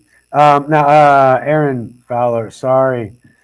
Different Aaron. We're talking about Aaron Moriarty of Truth Quest. That's where the majority of us all met. But I didn't see you in the green room. Seriously, I would have let you on, man. If you want, you got the. I can let you on, Aaron. Aaron, the psychic shaman. He's good folks, man. He's good folks. Actually, if you guys are interested, I'll hit him up over on. I'll send him on. I would like to meet the young man. Aaron's good folks. He's on with me tomorrow on Skull Island. So. Hey, Mike, how many times have you sent us a link to Skull Island? I most likely have not. He's calling back. I sent him a link into his private chat, so he'll have that if he wants to come on. And I haven't sent you guys a link to Skull Island, but in reality, you hear to be honest, show. No, what happens is that's a personal thing of mine. I'm a wallflower, as you call. I don't really like attention. I don't like calling attention to myself, and I don't like people knowing about all my shit. And so everybody, why do you have a YouTube channel? I don't fucking know. It makes me feel good to get out. Now I got other people that I can get my psycho shit out with. Now you have a social life. Now I've finally got a fucking social life. You're absolutely right. So what happens is that I don't put this out to the 1,100 people that I have on Facebook because they all know me for different things. I'm a fucking English teacher. I'm a football coach. I'm a translator. I'm my. It's only a matter of time before they find you. Yeah, well, let them find me if they really want to find me. In that case, they really want to find me, and so they'll see me. Otherwise, they don't need to see me. So I really don't have a tendency of sharing this out and doing all that. However, I do hope that anyone that enjoys this and has nothing to do with me and actually likes it does share it out and lets other people know I've got 88 subscribers. I got 24 from my own personal Facebook. So that was the beginning when I did nothing. So you know Did you what? check the waiting room? I'm right here. I'm not seeing anybody in the waiting room. Aaron didn't call back in? No, I gave him the chat in his private chat. He might come in later. But we did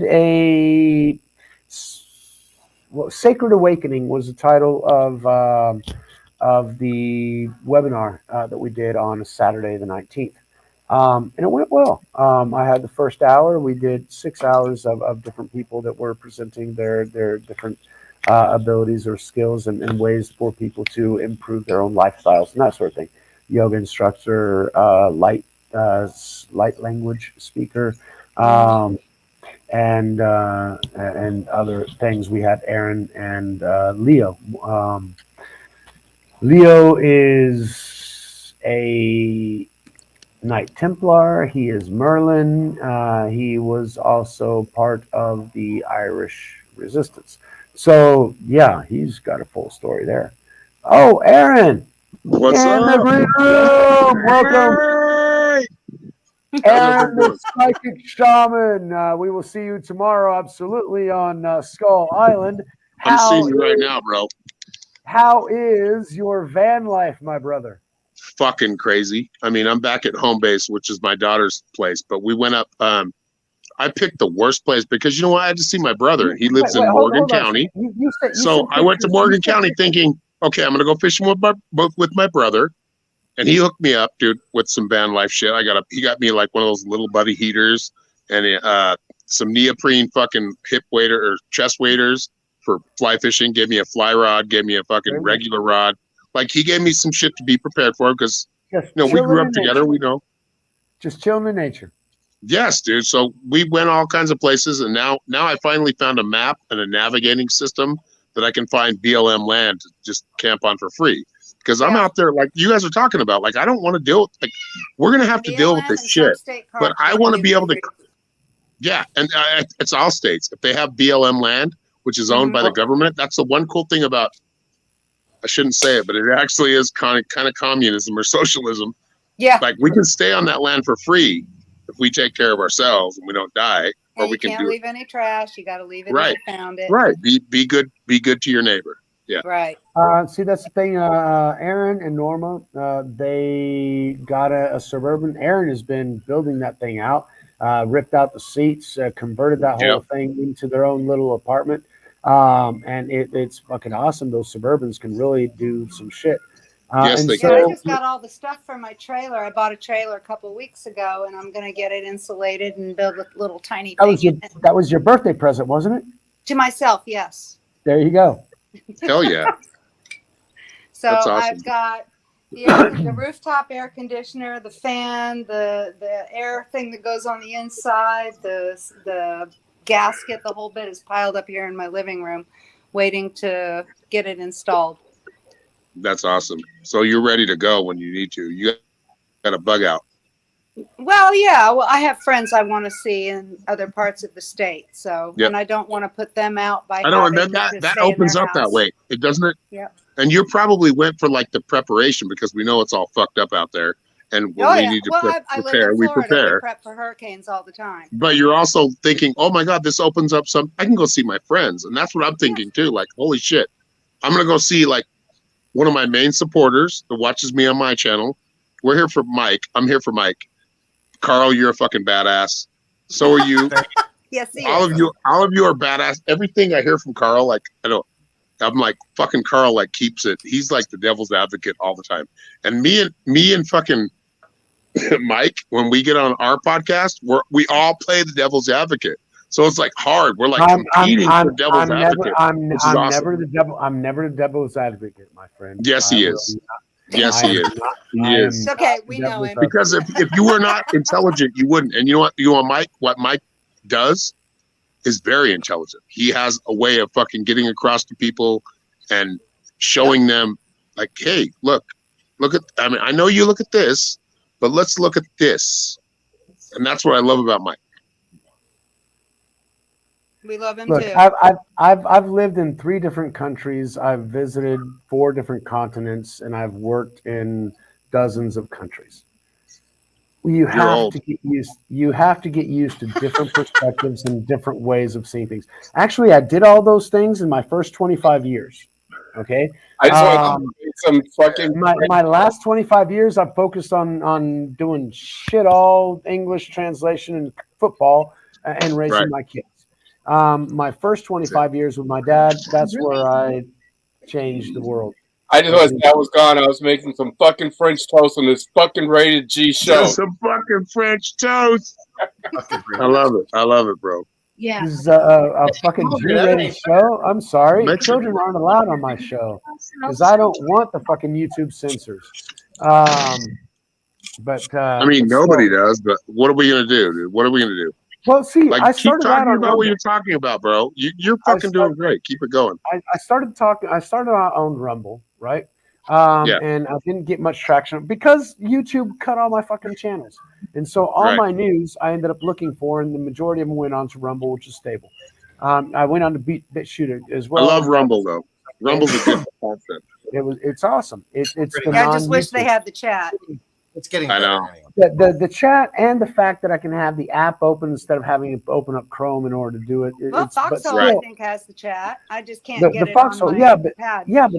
but the app is too fucking heavy for my download and their video systems. I mean, I love Foxhole. I can't do it. It won't. You could do a Telegram. I do Telegram. I have a Telegram. I just don't feed it. No, you can go live. Go live with Telegram is what I'm saying. Oh, yeah, interesting. Yeah, chat and a lot like this. I've seen it done a couple times. I would be interested in finding how that can actually grow. And if anybody wants to help out, penaperspective@protonmail.com. My PayPal is open and working.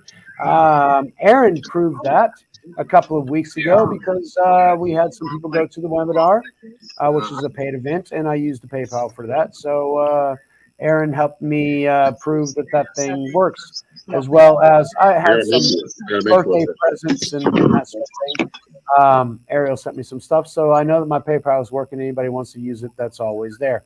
Telegram is interesting. I'm not very active on it, but I do watch, for example, Follow the Cabal. Absolutely. Now I'm watching the what was yours? You just sent it to me. Intel Slava Z and Santa Surfing, and I've also Intel Slava Z has the actual goings on in Ukraine. And if you have a sensitive stomach, I would suggest being very cautious looking at some of those videos and pictures because they don't block much out.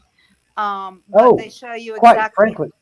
They show you exactly how the battle's going, who's fighting it. And let me tell you something, I'm impressed by the Chechen men, these soldiers. It's like they were bred to fight.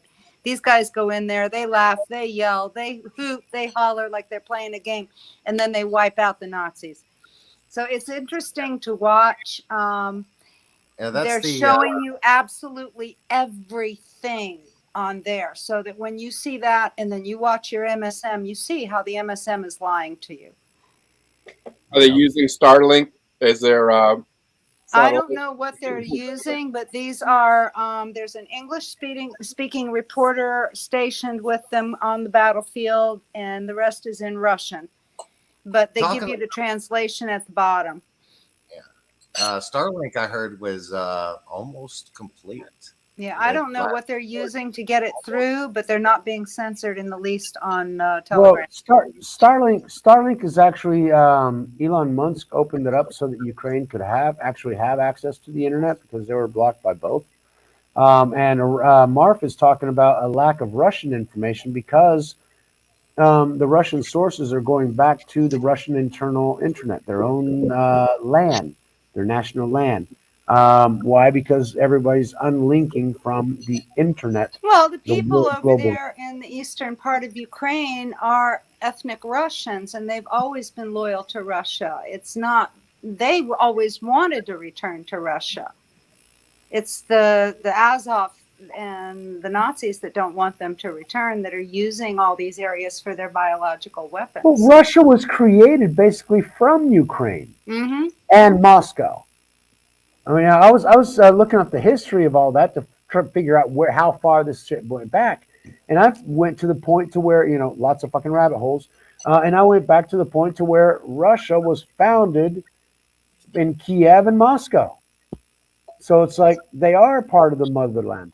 But Marby's asking for your telegram. Yeah, I dropped it in right as she asked, so we're on the same link there.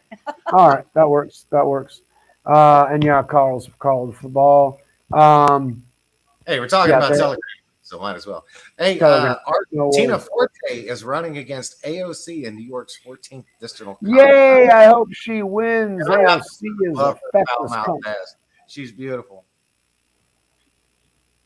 And we got there. I mean, I didn't like Sarah Palin. I thought she was an ignorant troll, but I don't know. But she's better than the fucking woke ass liberal dumbasses that are trying to take over Alaska. I mean, I don't know. Thank you, Marby. Yeah, now if you haven't watched the documentary with Sarah Palin when she was running with the Trader No Name. Oh, I remember that one. It was fucking horrible, and it was a shit show. Drill, baby, drill came out of her. Because that's all she thought about, because she just wanted to explore Alaskan lands. And I was all about, Anwar needs to be preserved because I've got my own forest. Why? Because I don't dig underneath and make as much money as I can I want to preserve what's there. And 80% of America's natural resources are in fucking Alaska. We've decimated everything, just like Europe has. We need to build shit back, build the environment back. But people don't concentrate on that. They concentrate on their own little homestead, and they got zero trees because they got less leaves to rake up. Mike, what are you talking about? You have no idea what the hell you're talking about. Because Alaska is huge, and that represents, whenever you look at America's natural reserves. You realize that they have shut down migration across the United States. All right, there is more open land because all these little cities keep getting shrunken, and people forced to move to the bigger cities. This country and this planet are bigger than they tell us.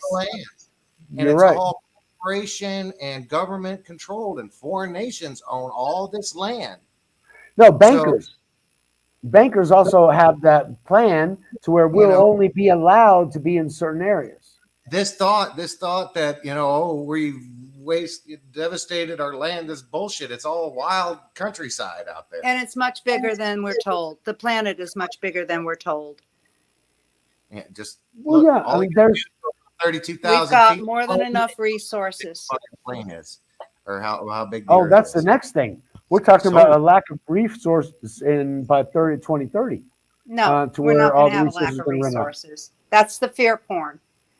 Yeah, it's all fear porn. All this bullshit you hear on TV or in the news. If it's in a fucking news cycle, it's fear porn. Doesn't matter what's up. Have enough groceries on hand and maybe a knitting project, because for 2 weeks you're going to be really bored. That's it. It's really, that's all it is. I mean, because if you're actually hungry, you just go to your neighbor. Hey, I didn't prepare. Did y'all by chance prepare? I'm hungry. Could y'all feed me like once every other day just to keep me alive? They'd be like, just grow a garden. Geez, you can't eat all the stuff you grow. You end up having to share it. So just grow stuff. Exactly. And like what I do with on Leo's channel, Aaron, hold on. One last shout out. Oh, Aaron dropped out. Oh, we lost Aaron. No, he was working on.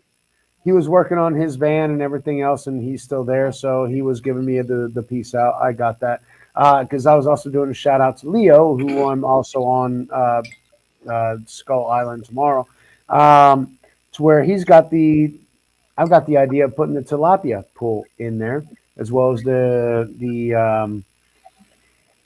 You're not going to eat them, are you? Fuck yeah, they're there for food, and I'm going to put chickens and rabbits. I feed tilapia to my cat. I don't eat them. They're trash fish. Yeah, they're bottom feeders, which means that they grow fast and they can feed off my chickens and rabbit dung. Okay, that's the basic idea.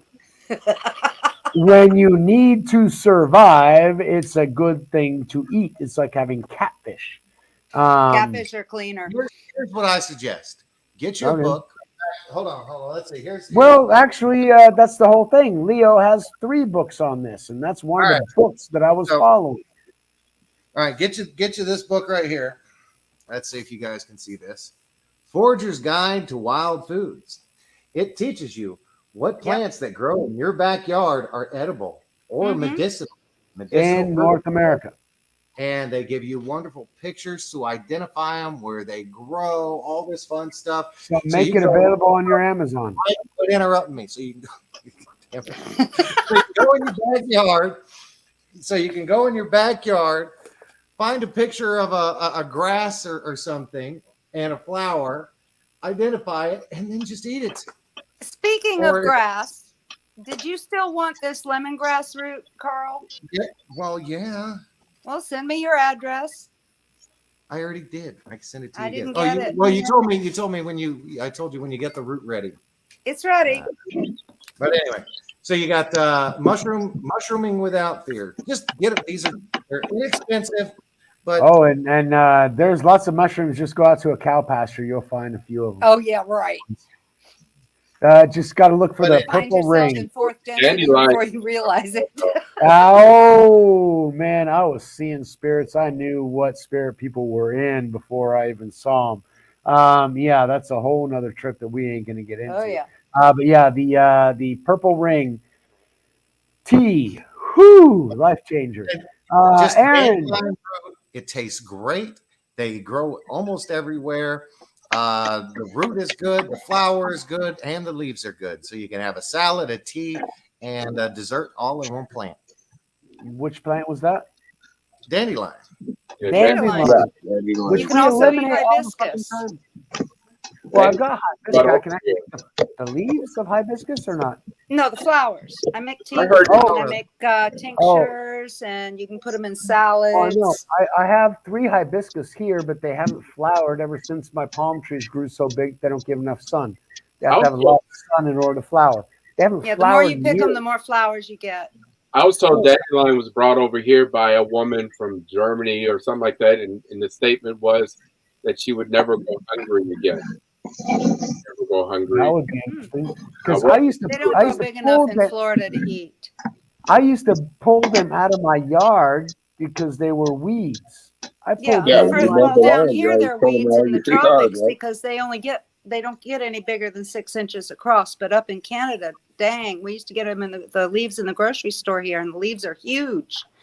But remember, every one of us can remember that when we're kids and we actually see the dandelion. Okay, it's yellow for a time; it's a flower. But what do we remember as kids from blowing a dandelion? Those seeds. Yeah, blowing those seeds up. Exactly. Isn't that a great memory? Yep.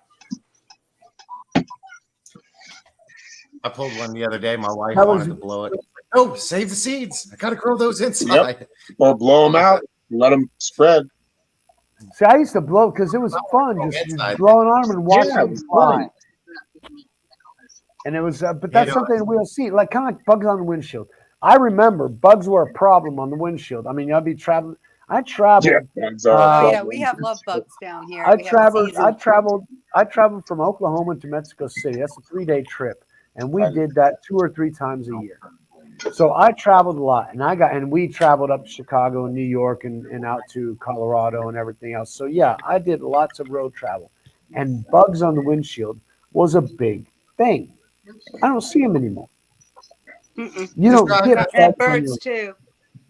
I don't know. You should in Brazil. Well, I mean, if you're south of Brazil, you don't. But I mean, if you're north, I have birds here because I have built a forest for them to come. So at 4 o'clock in the morning, I've got a cacophony of birds because I've got their homes for them. You know, I wish I was where you were, dude. No, you don't. You're better where you're at. I mean, in certain aspects, I mean, you're probably right. Yeah, you're right. But when you tell me about birds coming into your land, or parrots just flying in there, I think about the Disney movie Rio, or who made that movie? Actually, I've got to bring up a picture. I'll look for that real quick, find out where it's at. And there's also something in Rio that is on the hill. That I think you're all Christians, right? Yeah. Well, so what is on the hill? On the hill? Yeah, Oh, there's the a statue. big Yeah, the statue on the statue of hill, dude. Jesus. Oh, That's Cristo Redentor. Yes. Yeah, that's the redemption, Christ redemption. When I And see it, it's pretty powerful. It's like him looking it, over that area and saying, you know what, this is a it, great place. it should be. There's a place in Lebanon that has a big statue of the Virgin Mary that you have the same sensation when you stand in front of her. I mean, it's just a statue, but she's huge and she looks But like there's a she's looking presence right to it, through yes. you. Mm-hmm.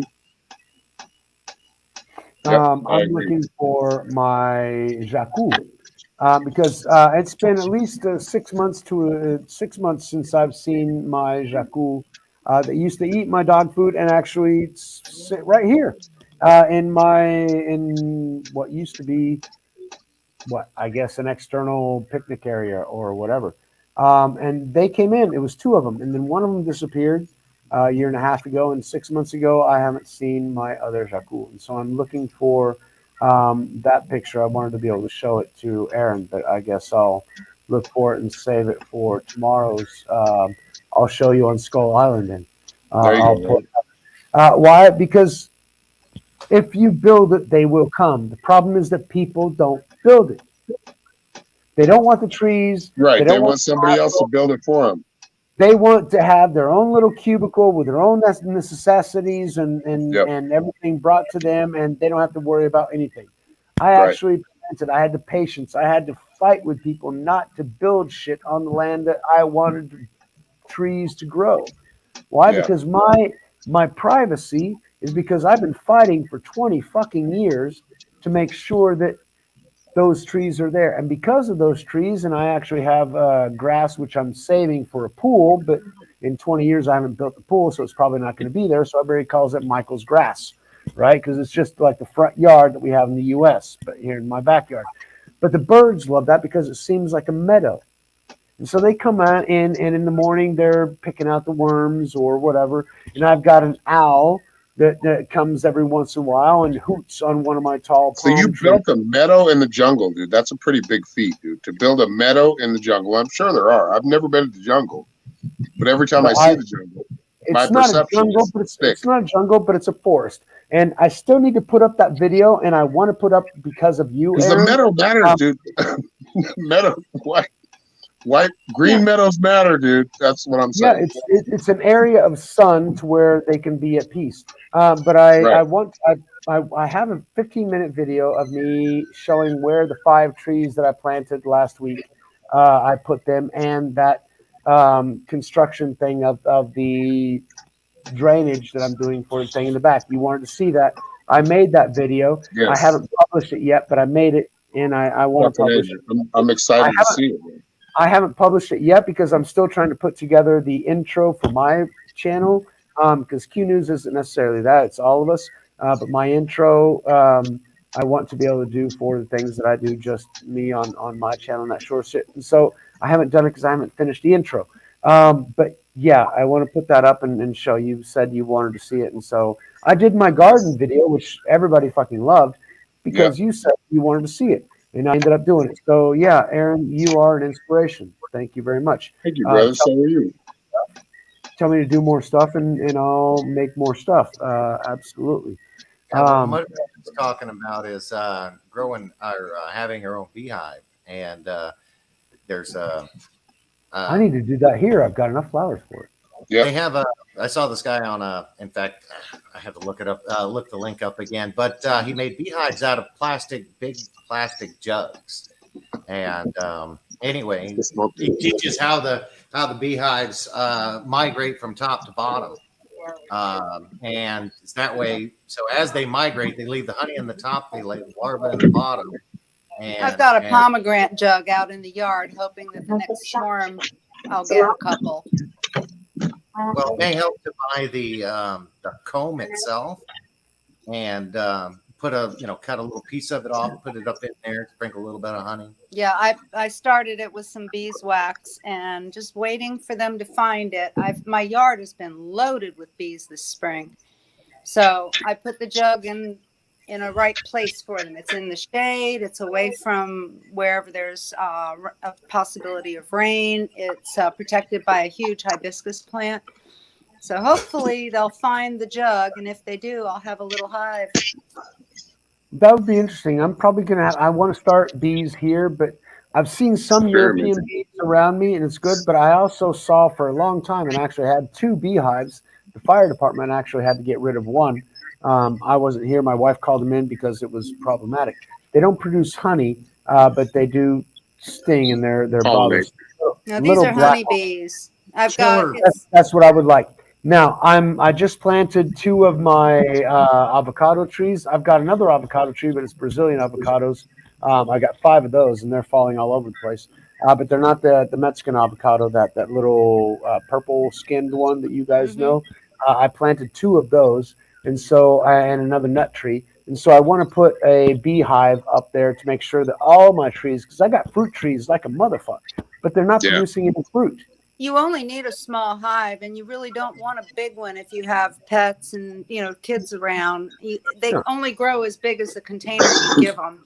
And I've got I think is 18, 20-inch pomegranate jug turned upside down on metal support. And you have to. Ventilation holes in it? You don't have to. It's glass. You just turn it upside down. They'll ventilate it themselves, and make sure that the opening is pointed down, but at an angle, so that when they do start to produce honey, you put a jar under there and it drips into the jar. But they can only grow so big, so they won't be a danger. I've got grandkids and pets, so I don't want them having problems. My kids are bigger, so I'm not really worried about it anymore. But when you get a hive that's too big to control, it can become a problem. You want a small hive, so don't. That's why you want boxes. You want boxes. In my state, that we go by this thing like beehive honey.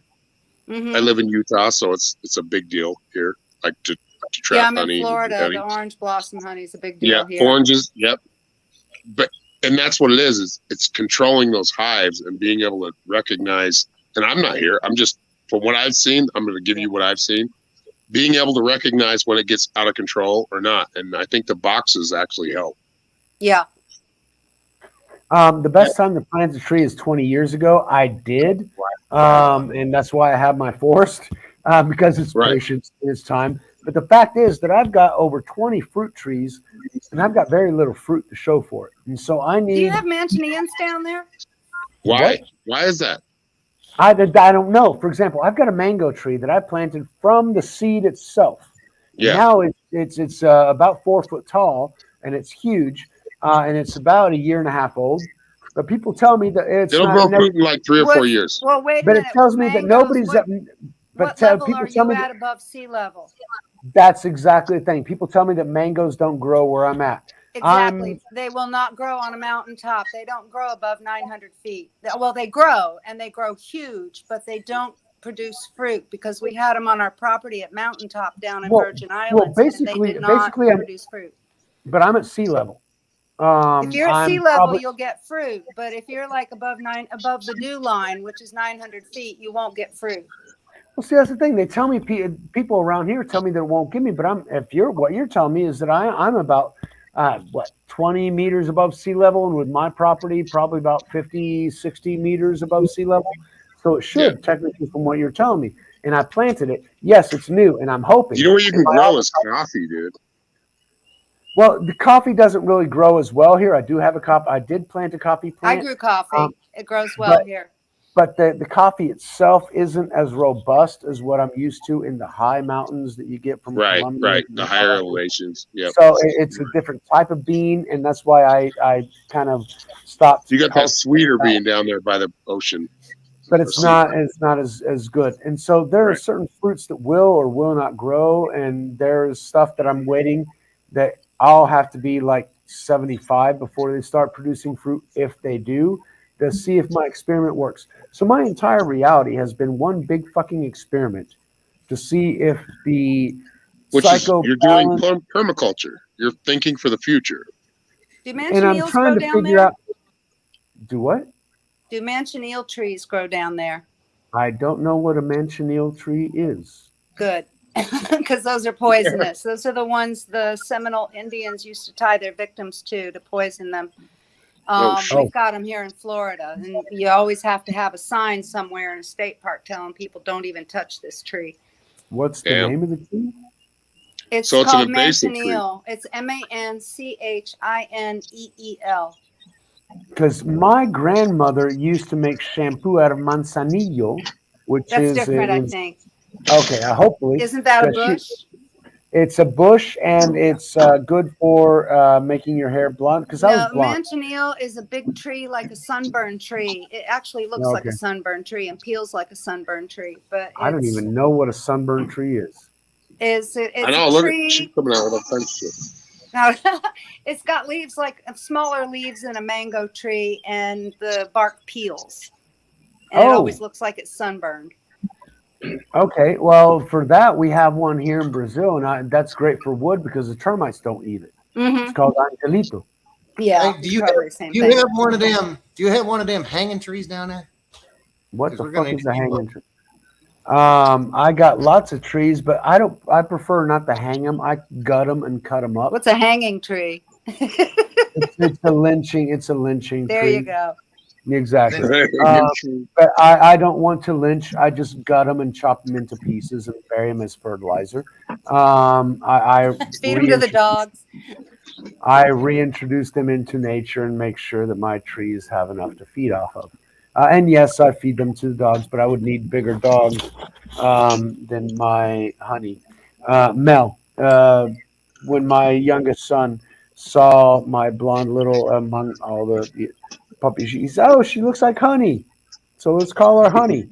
But Honey in Portuguese is Mel, and so ela parece Mel. Vamos chamar de Mel. Let's call her Mel. So my dog's name is Mel, which is honey in Portuguese. So yeah, she won't eat all the meat that I would have to put her during a zombie apocalypse. So I'll just cut them up and feed them to the trees. Over wild. The bugs will take care of them. I got tons of bugs. My ants will eat. Oh yeah, you're in the tropics. That'll go fast. I'm in the subtropics because I'm far enough south to where I'm not actually in. Yeah, I'm in subtropics here too, but you still get the same flora and fauna. It's wonderful, isn't it? I mean, the temperature and the stability. It's a good thing. My mom asked if you have a second mango tree to make sure it gets pollinated. That I need to. No, I don't. Now with the avocado trees. With the avocado tree, well, if there's no other mango tree around here, it won't get pollinated. But with the avocado trees, I actually planted two. I think one of them's a female, but I'm not sure. They're too young yet to know. But I already planted them, so I don't know which one's a male or female. I'm not what you call those people that plant stuff or not. Well, that's the beauty. Horticulturalist. I'm not a horticulturalist. I'm in international business. That's what I do. Experiment. But I'm trying new shit. And so if I like frogs, if there's an area to where there's a predominance of male frogs, some of the frogs will actually convert to make sure that procreation happens. Oh Lord, I feel an Alex Jones thing. Because amphibians, amphibians, if we all learn this in school, they'll change. They'll change. I learned that in school when I was really young. I learned that amphibians will change, especially frogs. Yeah. To make sure that it's balanced. Frogs in that ecosystem. You can actually induce that change, and that's what Alex Jones was getting to, because there was a study in England. Well, he's talking about all the stuff in the water. I'm talking about the hermaphroditic fish in England, that fucks them up. Put them in there, to where each individual chemical was in the allowable limits, but the accumulation of them, they all had an estrogenetic effect, because the majority of chemicals that we have, estrogen is a great inducer and catalyst for other things to happen. So the majority of the chemicals have an estrogenic effect. And that turned the fish into hermaphroditic fish. So I had already read that article from England whenever Alex Jones was saying they're turning the frogs gay. And I know there was an article in Omni Magazine, but it's the same about thing. that. It is that they are turning the frogs gay. Did they make sure they're turning humans gay? They're turning everybody. Everybody's having, fucked up. Atrazine. Yeah. They just went to public school in California or San Francisco. That's all it is. They got the literature, and You know, they just put on the wig and the dress and they became the other sex. Just no, but really, when you start growing things like Mike's talking about, when you start growing things and actually watching them grow, Yeah. there's a whole other level of yeah. And I'm sure Mud Rabbit knows. She's fucking on everything that we're talking about. She has my garden details 5 or 6 times a day just to make sure there's no ants on my butternut squash. right, but you're creating an ecosystem. You're being a creator, and when you watch it and you're like, oh shit, okay, my trees can't have these bugs on them because it's going to really fuck it up, or right, my trees haven't fruited yet, you know, and Mike's going to have in 4 years, like another 2.5 years, he's going to have grapefruit on his trees. Yeah, on yeah. his avocado trees, but it takes time. Like it has to grow some rings first before it can actually bear fruit.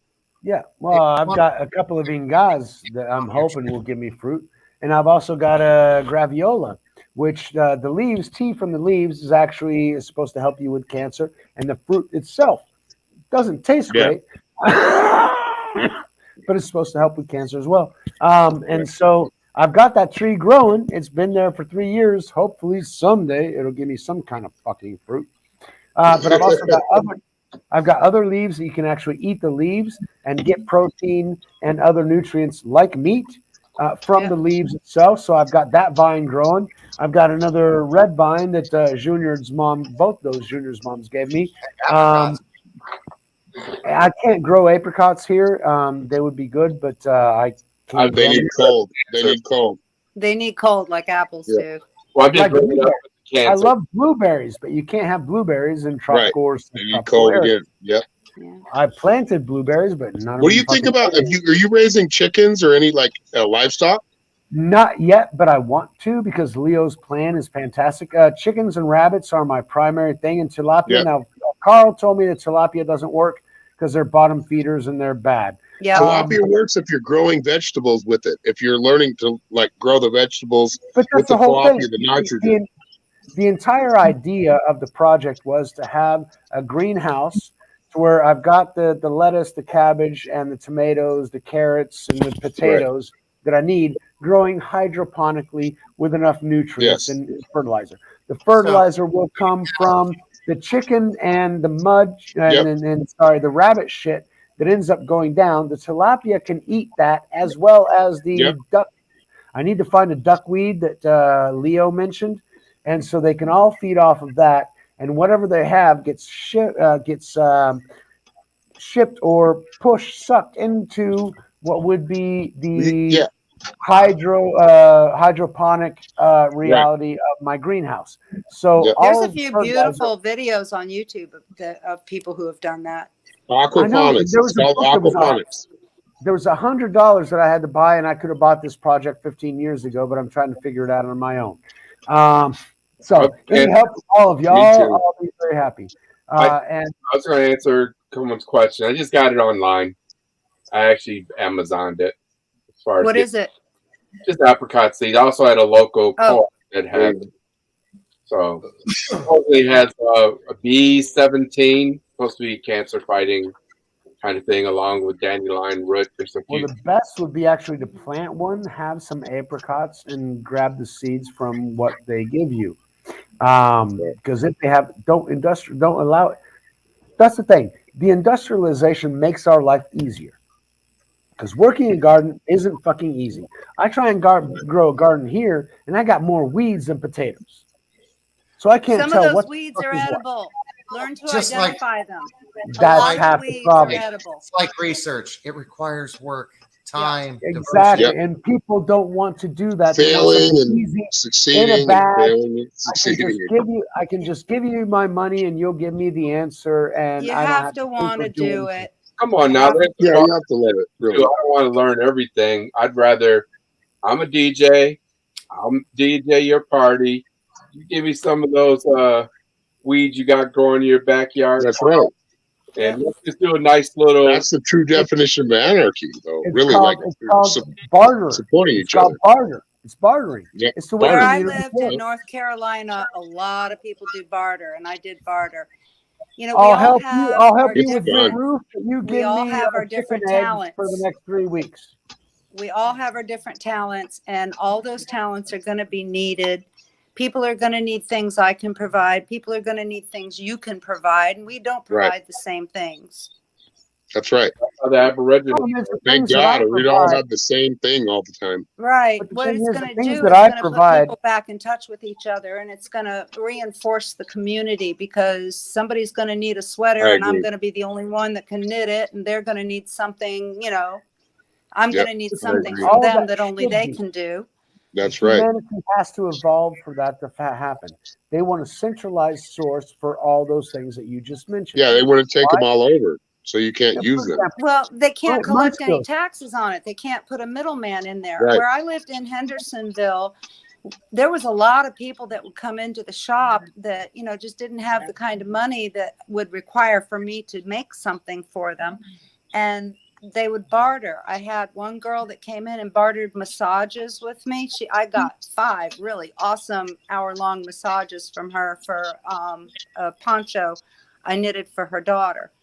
And I knitted that up in 2 nights because I'm a fast knitter. And it was really cool to be able to barter my talents for things that I would have to spend money on. But see, who doesn't enjoy a good massage? But see, that's the whole point of what I thought about, you know, making money. Because I was educated and raised and pushed to be. You were programmed. No, it was my dad. Carl it was my dad, and I was part of the system. But yeah, I had to be among the top, and I was accepted to Harvard and MIT because of my efforts. All right. But in the end, I wanted to be a master of the universe, because that's what everybody wants to fucking be. Rich ass motherfuckers doing all his fucking shit. I did at that time. I have learned much in the 25 years that I decided to get away from society and build my own reality. I have learned a few things over these almost 3 decades. Self-sufficiency teaches you a lot. Being on the farm and realizing that, you know, life ain't fucking easy. Get your ass out there and you gotta fucking bust your ass in the sun. And not people want to make their life easier, their kids' life easier. That's why we teach our kids to go to school, to go to university, so that they'll have an education, so that they'll have a life. That doesn't mean that they're making. For example, you talked about your abilities and the way you can bargain. Great. In economics, it's supposed to work that way. Your wages are supposed to represent what people are willing to sacrifice for your services. Yes. Right? As an English teacher, as a translator, as a football coach, I make less than a maid. It tells you what people think about. They give you a worth of something. They give you this place of like worth, like you're worth something if you comply here. But you're worth something. You're worth a lot more if you actually take the initiative and say, hey, you know what? I'm going to do this for myself. And you know what? I've got so much extra. I'm going to give to other people that maybe need it. I'm not going to give it to them for 50 years so they can just collect off of it. Well, but I'm going to give them something and show them, inspire them, right? Absolutely, Aaron. Absolutely, Aaron. And this is why I started this channel, which is why I'm on Skull Island, because we don't think about the material. Right. Well, I think that kind of system is going to make us. That kind of system is going to make us understand our own personal values. We already have an example. You got the Amish. The Amish people set the example. Yeah. How to live. Yep. The community builds my house. I am the community, which means I helped John build his house. I helped Howard build his house. I helped Harry build his house. And they got 5 kids and a wife in each one of those, whatever. And Harry, John, and Howard are going to help me build my house. Yep. You know, I think our future is going to be a combination of you know, because we've got it's going to be, a lot of it will be community based, and the smaller towns will be community based. But there's going to be, there's a large technological aspect of our future. Yes. That's everything we're going to have to get used to. all the burdens that are on us today and over the generations are going to be removed. So you're going to have free power, 24 hours a day, 7 days a week, no interruptions, free power. Well, we should have had that 100 years ago with Nikola Tesla. Right. So, but this is what I'm talking about. I mean, vehicles have been running on water since the 1920s, I think. But they keep suppressing that technology. That technology will come out. They're already building flying cars all over the damn place, and no, they're not fucking electric. I wish that I could see flying cars. When we all watched the Jetsons, did we not what the flying cars did? Yes, really. See, I've actually seen 5 different flying cars that have been launched and have not taken over. Yeah, because they're all prototypes. Because they can't freeway that. They can't control it yet. But there's something else to consider. If we accept the idea that there could be a solar flash, a solar event, then there's a good possibility that we may have catastrophic events That's happening now. Watch Mark Google News, you will see larger solar flashes on a daily basis than ever been recorded in history. Every day, you're getting downloads. Every time that solar flash, that sun flares out, it is a massive energetic information signal that is bombarding this planet. But here's the premise. Here's the premise I'm going off of. Every time you have the sun go through solar minimum, solar maximum, each and every time, that means it flips. There's a buildup of magnetic energy, which will then take out all the planets in our solar system, meaning there could be a shift. Now, if we have a catastrophic shift, granted, we may be able to mitigate it, everybody's survive it, but the bottom line is we could be dealing with an ice age. We could be. Okay, we've already been told it's going to get colder. We've already been told it's going to get colder. My concern. Survivors. My concern at this point is what Albert Einstein said. He doesn't know what weapons are going to use in the Third World War, but he knows that the Fourth World War is going to be fought with sticks and stones. Why? Because we're going to destroy ourselves. We're going to wipe each other out. Yep. We're going to go back to an age to where we are surviving on our own bullshit. Well, that's where the split comes from. When that is supposedly going to happen, those things are going to happen on third density Earth. They're going back to the very beginning. These people are going to have to start over from the caveman days. Yep. This is beyond a reset. But Mud Rabbit brings up a good point, which is she brought up earlier. She throws in a lot of tidbits of like, if I got to focus on this for like at least 15 minutes. But she just brought that up, so now I got to focus on it. But she focused on the precession of the equinox, which is when we change. Which, like, see how all of us are getting smarter. We're getting more keen to things. Mm-hmm. The thing is, if we don't catch like the full grasp of it, we're gonna get thrown back into the ice age or the dark ages. Let's call it the dark ages. We can call it caveman ages, the dark ages, because they were. And when we got thrown back into the dark, when there was a lot of enlightenment, we were thrown. That's what the dark ages were to me. Mm-hmm. From what I've known from history, there was a lot to be known, but we were kept in a place of unknowing. Your peasants, go live in the fucking village and just grow your pigs. You know, and they've done it to us every single time we're about to ascend, but they're not going to succeed this time.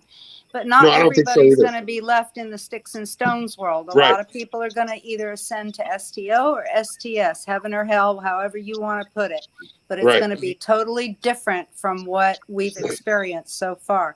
And whoever's left behind on third density Earth, they're not even going to remember who they were. Well, the reason I think that's important is like being able to seek and open your mind to like that there is a fourth and a fifth and a sixth density. Knowledge. Like, there's more to it than what we see. Knowledge is power, and the kind of power knowledge brings you is that ascension. People can't ascend if they don't have the knowledge, and you can't impart that knowledge to somebody that doesn't want to hear it. But if you have the knowledge and you seek to learn, then you've already got your upper chakras open, and you're going. Whether you want to or not, you're going to go. Because you already want to go. Because you raise your vibration when you have the knowledge. If you're ready for that, if you're ready knowledge to is see, power. yes. Right, but the Because if you go reason ahead. I'm bringing this up is the fact that Carl was leading to the society that we could be moving into, but this is based on the Earth changes.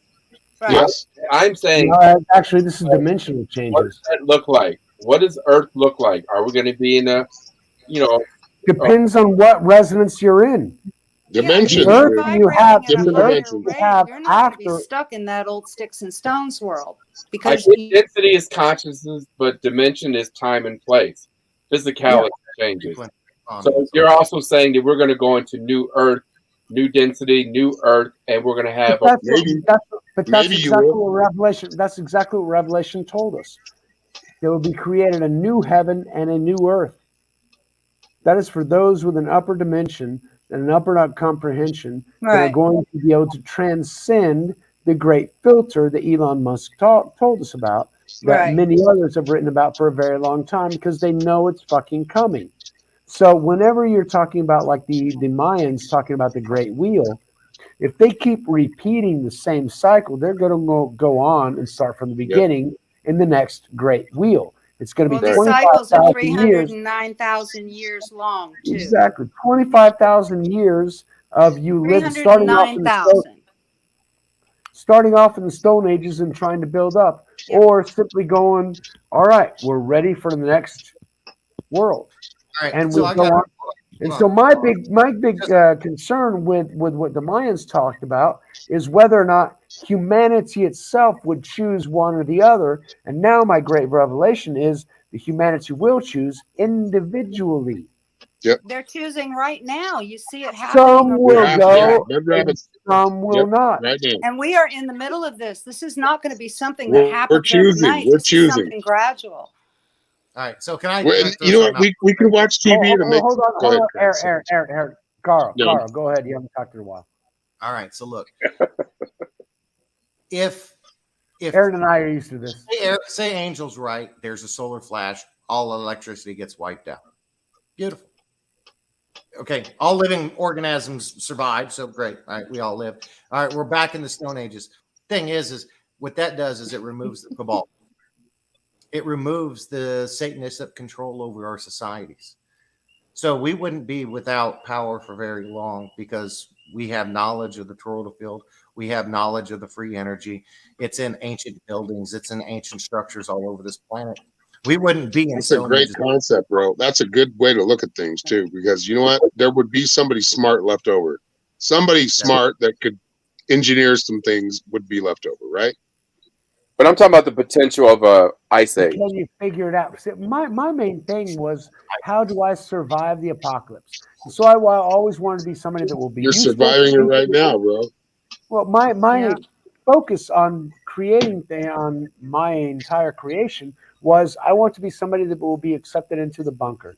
Means that I know how to recreate society later on. I know how the systems work. I can actually recreate what we had before. So what I need is useful. So I need to be saved in the bunker. Now So I you're realize in a natural bunker because you're not accepted. that's what I thought. That's what I thought back in the day, which is why I wanted to study and be accepted to Harvard and MIT. Bunkers ain't going to help. Exactly. That's what I realize now. Now I realize that I will recreate civilization outside of civilization's bounds and on my own realities. But I understand how the internal combustion works. I understand how an alternator works. I understand how solar voltaic works. But you don't need combustion. That's what you now I know that as well. Fuck, but I had to learn all this shit to get there. You really don't need combustion. It's easier to separate hydrogen. You just need symbiotic connection. That's all you need. Yeah, I'm learning that every day. I wanted to recreate society as it was, so I learned as much as I could about how society was, so that I could recreate it. Now I realize I don't want to recreate that one. There's a whole new reality that I want to explore and be able to create new things. Like why you're moving forward. Like Nikola Tesla's electric and the vortex math and being, vortex math over here. Being able to create and build with that energy. And like, what was that South African dude, Michael? Help me, Carl. I know who you're talking about, dude. The one that studies all the brains. Tellinger. That's the guy. And so that's exactly the kind of reality and the generation of energy. He found energy generators in South Africa, not South Africa, the country, Southern Africa, to where he saw all these little mud things built with stones in circles that had no entrances, no windows. They were not kennels for cows. They were not homes for anybody. They were for energy generation because every stone in these structures had the same resonance to it. If we can discover what they knew thousands of years ago, we could create the reality that we think that might actually cure the ticking. It Well, might have been. this has all happened before, and it's all going to happen again in cycles. That's and every right. time we get to that point where we're about to hit ascension, they destroy us right after we get our goal. This time, it's not going to happen. Well, think about in all our lives, like what we've gone through. Like I know a lot of you are in the same age or generational age. We've always been like, there's something comes out, and then we like they bury it, but we all still know like this is bullshit. No, that's not the way. Like you're giving me a story, but I saw it differently. Yeah, and that's what's going on. Is like I'm starting to see it differently. I'm starting to accept the truth that I'm getting and what I'm feeling from this truth that you're showing me. There's something off here, and that's what we've done. And we kept digging deep and deeper and deeper, and we realized, holy shit, we're being controlled. A lot off. It's not a little off. It's a lot. What Todd said earlier. Todd said something about the solar flash and ascension, and there's downloads happening. I think Carl mentioned it too. We're all getting downloads. And I heard somebody recently explain it. They said it's similar to tinnitus. You hear it in your ears. You hear it in your head. Every time there's a solar flash, you get this high-pitched whine. Who goes to bed? I got that today. Right after you go to bed, it's like you get hit with a ton of energy. Yeah. I get the whine. That's your download. I lay down, and when it's quiet, I hear this whine. Yeah. No, I mean, Angel, he loves. I mean, he really does. He's really worried about this solar flash. Not worried. It's the wrong word. I'm just being realistic. Okay, I'm saying solar flashes happen all the time. Yes. No, but not at the level big one on Valentine's Day. But I'm talking about one that creates events like the flood. That was a result of a solar flash. There was an event. It's called something event. I can't remember what happened. It happened when they had telegram machines. The telegraph. Oh, the Carrington event. The Carrington event. Yes. That's what you're worried about. To where all of electricity. That's why Marv has. These are very minimal. These are very minimal. I'm talking every 12,000 years. What I was getting at is that the sun goes to solar minimum, solar max. It builds up this magnetic energy, and then eventually, boom. We're talking about typically a catastrophic event where life destruction. Yeah, where life doesn't exist. But we can mitigate the catastrophic event based on our collective consciousness, because we're dealing with the sun, which is logos, which is source connection. But what if at the same time that sun goes nuclear, we've already popped out? Yep. Oh, I'm telling you right now, we deal with a lot of nuclear energy already, and they haven't been able to fully explain it, like how it affects things. But sometimes it distorts things, which makes deformations, and other times they don't know how to explain it. Actually makes you better in other ways. Yeah, it does.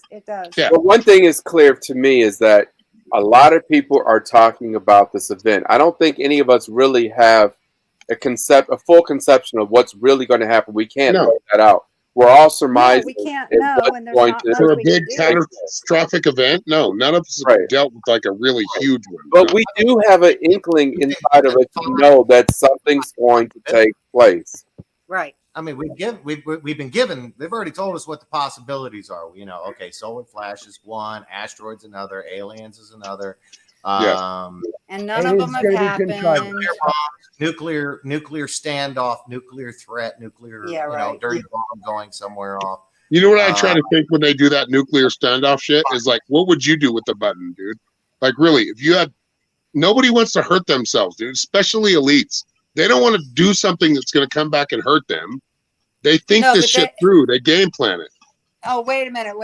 The elites are psychopaths, first of all. Oh, they are. But what do psychopaths do? They self-preserve.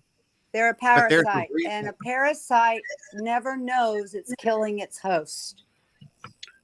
Yeah, but those guys are they think enough to make enough money off us and make us slaves.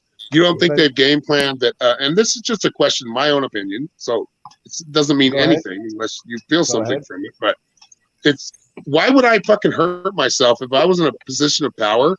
That there are masochists. Yes, psychopaths can be masochists, but not all psychopaths are masochists. But they've got their bunkers and they've got their money and they've got New Zealand. That's what I want, Aaron. You got to understand.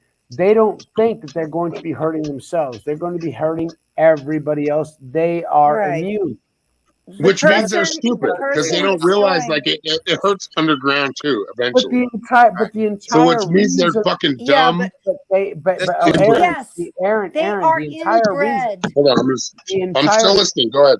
Hold on, Aaron. The entire reason that you say that they are stupid is because they are on the third dimension. They only think on that realm, and they only think about the destruction of others for their own benefit. They have not a serpent seed. They can't think. But you don't think that a psychopath and a sociopath wants to self-preserve? That's what a sociopath does. They think that they are because they don't see above that to understand that they are destroying themselves. When do you destroy another? Which does happen. It's happened many times on this earth, I believe. Yeah, but they don't have the foresight because their upper chakras are mirroring instead of spinning. Right. Exactly. They're stuck in the lower three chakras: food, money, people. Go ahead, that's all they think about. Absolutely. They don't have a heart chakra. They don't have a voice chakra working. They don't have the dream chakra. But they do have a chakra working that tells them, I can keep making money off these plebs. That's your third chakra. Your second and third chakra concern food. They let go of everybody. They have no power other than to centralize. So we give them the power.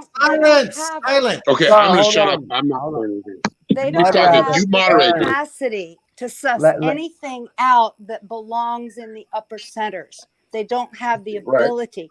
They're working in the lower centers, and that's all they know. Yes, I believe you. All right, so this brings up Ukraine, and specifically the bio lab that are there. All right, they're not 46 of them. They cannot control. So this is why that they are testing out and designing. What do you call it? No, not designing. They have designed, bro. They have designed specific weapons, specific viruses, which is what they're going specific weapons. Which is why Russia said, "We're not going to play that fucking game," and got rid of them. So I believe they're not going to create something that they can't control.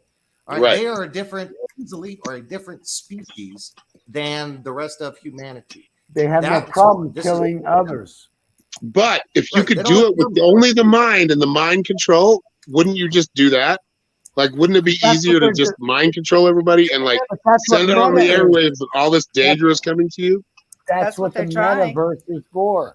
That's what 5G is for, to be able to program you. It's a safer thing. It's a safer thing. Yeah. For them, to program you into their systems. That's the way it is. Yep. Then they shoot you full of graphene oxide, and your body vibrates at whatever. That's right. That's right, Mud Rabbit. That's right. I'm on the same track as you. But what I'm saying is, I know these guys are pussies. Like these people that control us are big pussies. You caught them in a room, dude, and you said, "I'm going to beat your fucking ass." They would fucking cower to you if they didn't have their security with them. They are self-preservationists. Yeah. They are pussies because they say, you don't have to beat the shit out of me. You have to beat the shit out of the 5 guards that are looking over me because I pay their fucking salaries to make sure that I don't have to do this shit in front of you. So you, one individual, I've got 5 individuals that are just as powerful and strong as you physically. So you can't attack them physically, which is why this is not a physical war. This is an information war. It's a spiritual and information, yes. This is a mental and spiritual war. It is how we see others, how we treat others. Do we fear, hate, and despise and willing to destroy another? Or are we going to love, have compassion, understanding, Yep. trying and comprehend. Which is our test right now. Yep. Exactly. Because in the middle of all this shit, it's really fucking easy to hate. I mean, my hatred for Soros goes back to 1982 when he destroyed the pound sterling, and my life was destroyed in 1982 because my dad was living a good fucking life, and because of George Soros, we had to figure out another way, and it took us about 10 years to find another way to make it happen, and that worked for 15 years, and that was great. There are cycles that work. I'm still trying to figure out the next ones that are going to hit because I've missed the last 3. Because I've hunkered down since 2006 because I felt shit was coming. Because I knew that the crash of 2008 was coming. So I was trying to prepare myself for bad fucking shit. But I've been in bad fucking shit for 16 fucking years. That's 2 goddamn cycles. It's about time to get the fuck up and get something new going. But I couldn't do that until all this shit that's going on right now goes the fucking way of the dodo. And what's the only thing left when you can defend yourself? I think it's anarchy. And when people talk about anarchy, they relate like chaos to it, but it's not chaos. No, it's not non-governmental control. That's being responsible about it. But it goes back to given everything the opposite meaning in the mainstream. So people think of anarchy as violence when actually it's the opposite. It's freedom. Same thing with Russia. Russia's always been our ally. They were our ally in World War II. They've always worked with us, but yet the Kabal has beat into our heads through our schools and through the news that they're our enemy. But hold on. There I've got to interpose. It wasn't Russia that was our enemy. It was the communist Soviets funded by the Kabal that were our enemy. Russia has always just been like our China. ally. Just like China is interested in their own thing, but the problem isn't the Chinese people. It is the communists. It's the government that controls it. The same thing in Ukraine. It's the Nazis. It's the power elite. That's what we're always dealing with. No matter what fucking country we're living in, there's a power elite. And you know what? Unfortunately, it's where we're all from. That's the most powerful. They are the security guards. They are the muscle. Unless, like I said last week, go ahead. But like Aaron, like I said last week on our show, the only way to get out of a system that is completely global, stop relying on it, is to create your own vacuums within the system. Right. Because learning in my master's for economics, we have the Kondratiev cycle, which means that every economic cycle has 500 You create your own ecosystem. The only way that it is the alternate system is created is in the vacuum of the pre-existing system. A system that is completely global means that there are no vacuums. So nothing can be created that's outside of that. No resistance to the fucking central power. Unless we create a vacuum. Right. The vacuum is created by communities. Yep. Somebody getting your crocheting abilities, somebody getting your English abilities, somebody getting your carpentry skills, your fucking engineering skills. Like those can all work together. But if we get too far that way, we become communists. If we got to keep a balance. Like there's a balance in capitalism we can have, but we do need to share. Like we do need to share our talents and share our skills. There's something that I learned. There's something that I learned during the masters. Good people already share. That's their right. talents. You're right. Whenever I was studying economics, and my teachers, the reason I didn't finish my master's in economics is because all the teachers here in Brazil are Marxists. So I wasn't going to learn or get an economics degree from Marxist teachers. Right. Sorry, they're not teaching me what I want to fucking learn. But it did teach me a certain thing, and I knew this decades before I even started that master's class. The biggest problem between capitalism and communism, they both fucking work. The only reason they break down is individual corruption. Greed. Greed destroys every system that exists. You're right. The ego, the I must be better than my neighbor, fucks everything up. But that's a result of capitalism. Is centralized into a monopoly control of everything. Communism is monopoly is the key word here. That's capitalism. Everything is a capitalistic. This This whole system is set up through capitalism. But see, if you actually read Adam Smith's works on capitalism, you realize that his original works were perfect because capitalism is not bad, dude. Capitalism is perfect. Uncontrolled capitalism is bad. Like I think we should all make our own money for what we do, what we have to offer, and I think that's what capitalism is. That's the way it works. And if there are more people doing something better than you, you find something else that you're better at. That's capitalism. But if we don't control people that have control, we no longer. But see, that's the thing. We no longer live in a capitalist society. We live in an oligarchy, in a controlled society. Disney itself controls 7 of the different corporate not anymore. ESPN, ABC, and all that kind of shit. What do you mean? Not anymore. Think about that symbolism. The anti-monopoly. Think about the Mickey symbolism. Yeah. Oh yeah. It's strong. Oh yeah. Oh God! Just look at all their movies. There's sex and DeSantis just put them in their place. They're no very longer strong. allowed. It's very strong symbolism. Well, they will. There was a bill introduced into the House this week, which was to eliminate. It's an anti-grooming bill. Eliminate the monopoly. That's another bill. Eliminate the monopoly. We have that laws on the books. Of Walt Disney. And they said, but Disney isn't monopoly. They just have that park of theirs. No, it's all the other shit. They bought out Star Wars. They bought out Winnie the Pooh. All of it. They bought it. Fuck, they bought everybody. So they control the messaging. I loved Winnie the Pooh. I went to the Winnie the Pooh thing. I loved Winnie the Pooh too, bro. He's fucking awesome. I loved him when he wasn't Disney.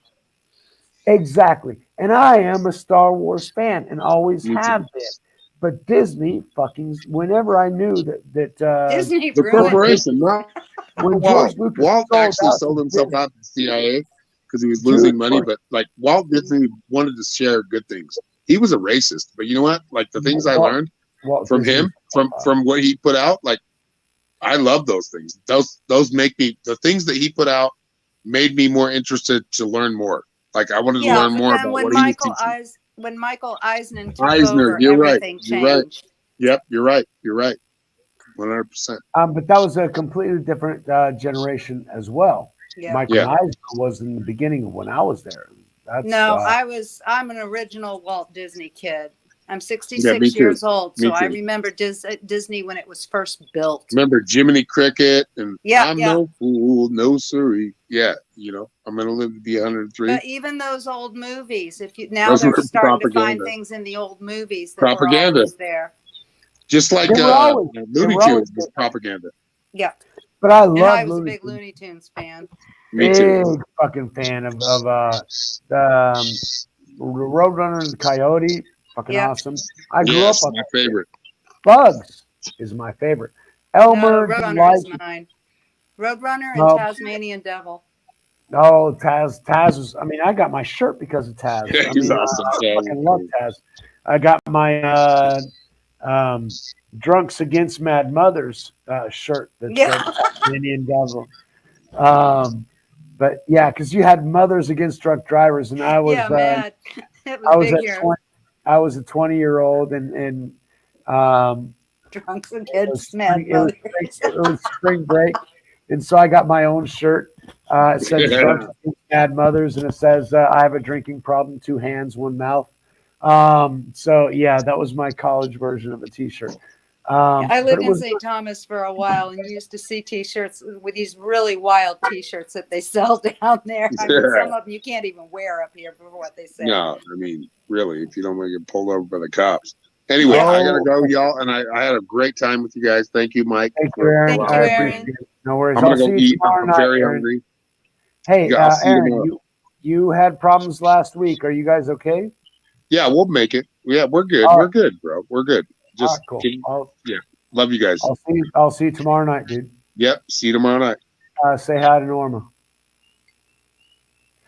So Aaron and Norms, they're creating their own reality and trying to get away from the system, and that's a good thing. That's things that I'm trying to teach everybody to be able to do. It's not easy. The majority of people don't even fucking want to. Well, the majority of the people, even if they want to, they can't. You can't escape it. I mean, that's what. Right. I mean, what people don't realize. I mean, and this is where are you going to go? Those that want to live off the grid, you're a little late. Okay. Everything is interconnected, especially through satellites. So if you think you're off the grid, sorry, you're not. They're reading your biometrics. You're already on the system. They know exactly where you are, what you're buying, what you're not buying, what plants you have grow. To not have Wi-Fi, not have you a use the credit card. not have a credit you card. Use a credit card, you are tracked. Yep. Yeah. If you go into it's not only that. If you visit a city, any town, the photos will get you. They know which direction you're going, where you've been, so forth and so on. And at that point, they can track you back to where you came from. So you're not off the grid. They know exactly where you are. But anyway, the thing is not being dependent on the grid. Because if you depend on them to eat, they will shut off your bank account and you no longer get access to your supermarket. You can no longer, you sent a donation to the truckers in Canada. Fuck you, you don't get food for 2 weeks. Really? Seriously? Yes. In this world, today, it is happening. A woman had her entire small business, her entire family was dependent on that. From her personal bank account, she sent a donation to Canada, to the truckers, so that they could actually have gas to not freeze while they were going there. And her entire business that her husband and her children all depended on was crushed by the woke community. Mm-hmm. These fuckers are brutal. They say that we want to be inclusive. No, they're destructive. They are brutal. They're killers. You don't agree with them, fuck you. They will fuck your life up. That is not peaceful. That is not inclusive. That is not gentle. That is demon fucking possessed. That is the as above, so below. That's exactly what it is. They've all got these attachments. Bapho fucking met. Yeah. So and the problem with removing attachments is when you remove one, you get 7 more if you're not careful. And the one you removed is going to come back. And it's, I've experienced that. Absolutely. And they come out even stronger. And the only way that you can combat that is that you don't combat that. So, spirit combats that. Your influence and your information comes from the spirit because you have no capacity to combat them. They have thousands of years of information, intelligence, and things built up to be able to control you. You cannot depend on yourself.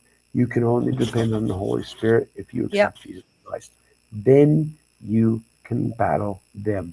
Otherwise, they will dominate you on your own personal strength. Yeah. Because you individually cannot fight any of them without the strength of the Creator.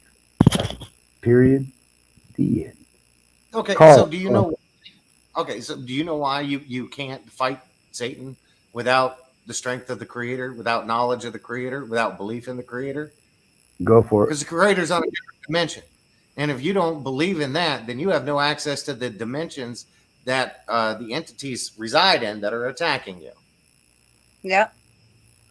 You're playing checkers. That is the image that I used for last week. It's playing checkers when somebody else is playing chess. You're gonna fucking lose. You have to be aware that this 3D world, this physical world that you think is the only thing that exists, it isn't.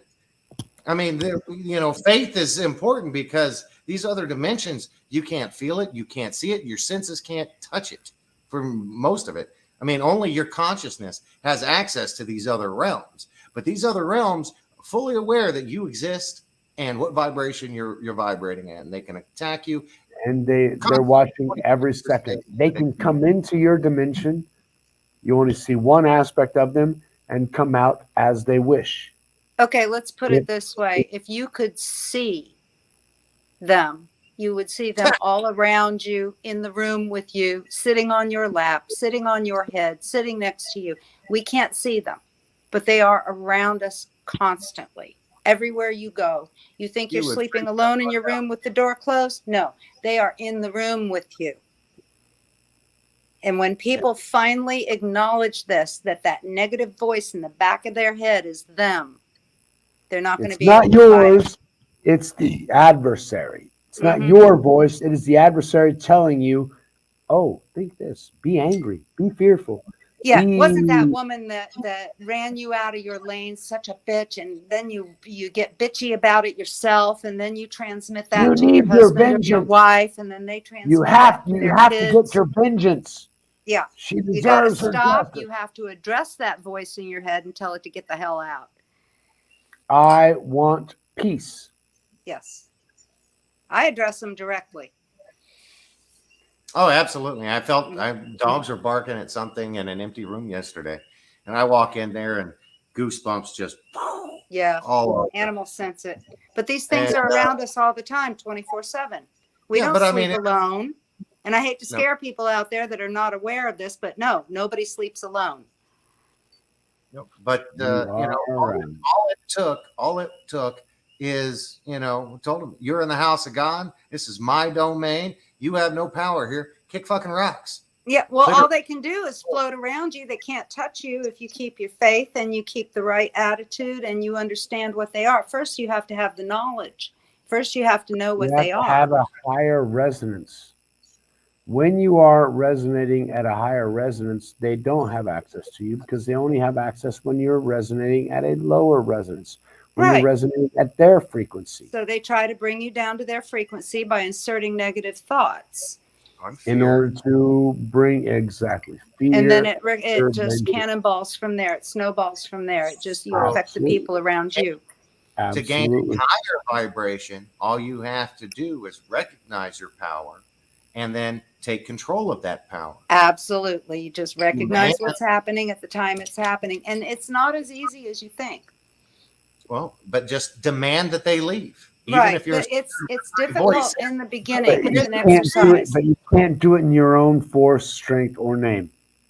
You have to do it in the name of Jesus Christ. You just directly address them.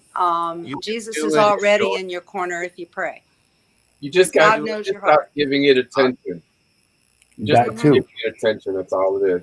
Just tell it to leave you alone and then go about your happy way and do something that makes you happy. I had one day I was in college and the Lord was connected in a way that I haven't felt in a long fucking time because I needed more protection at that point than at any time I can guarantee you.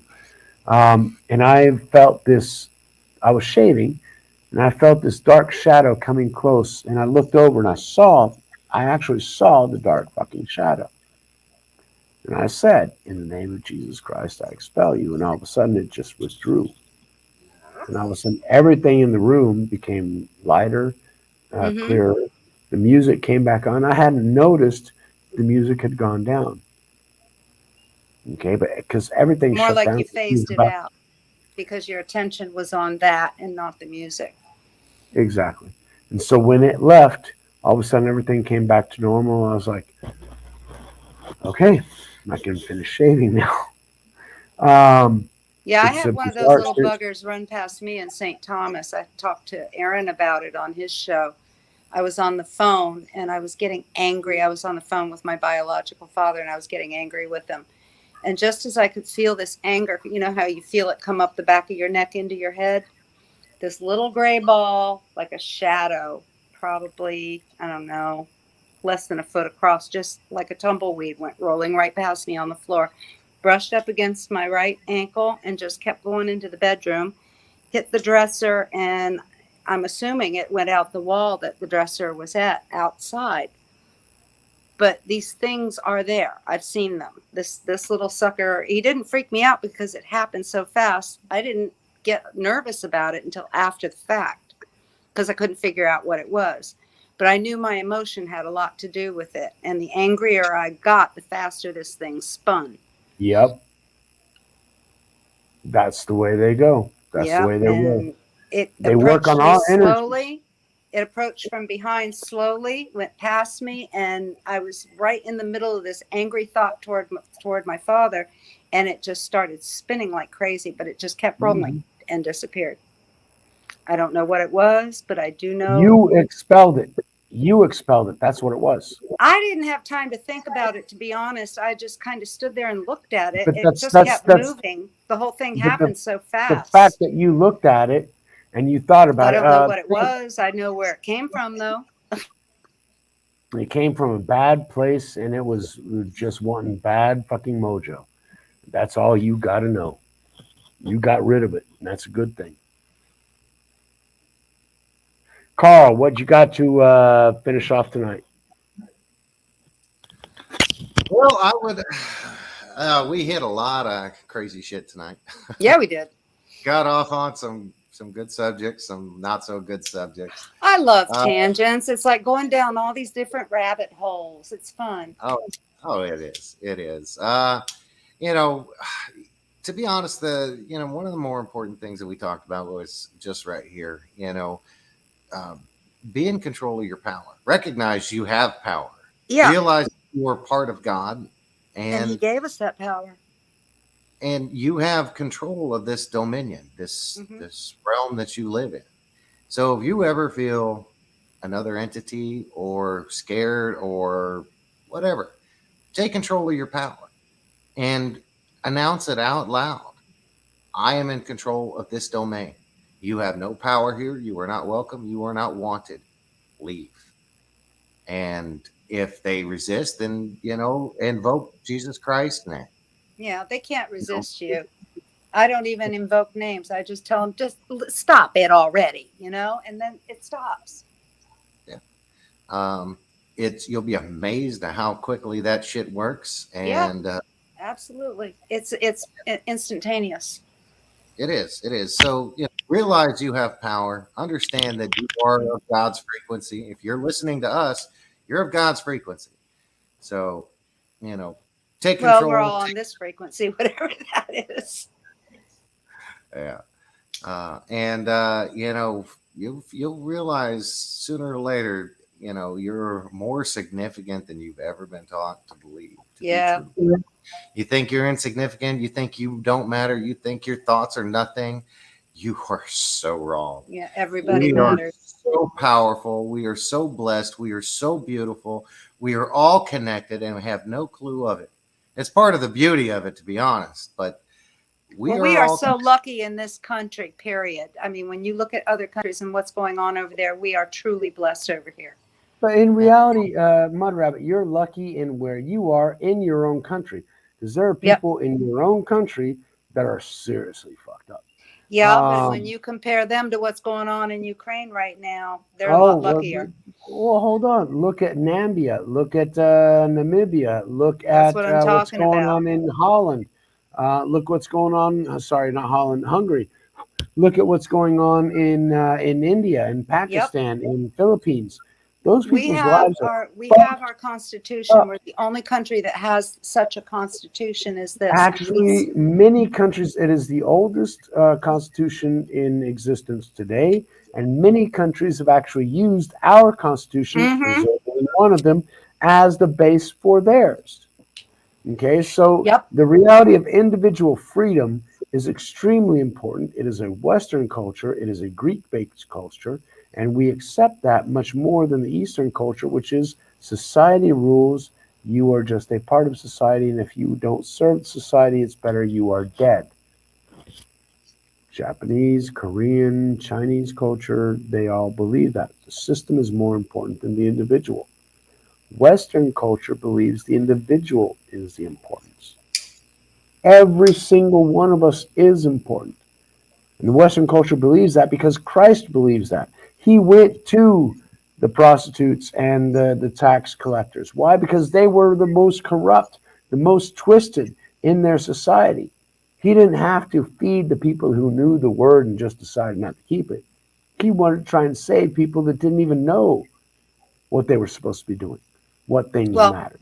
For all those people out there who fall for the fear porn and fall for the fear monger, if you are a Bible reader, I would suggest you read Revelation 3:10 and set your heart at ease. He is in control of everything. Yep.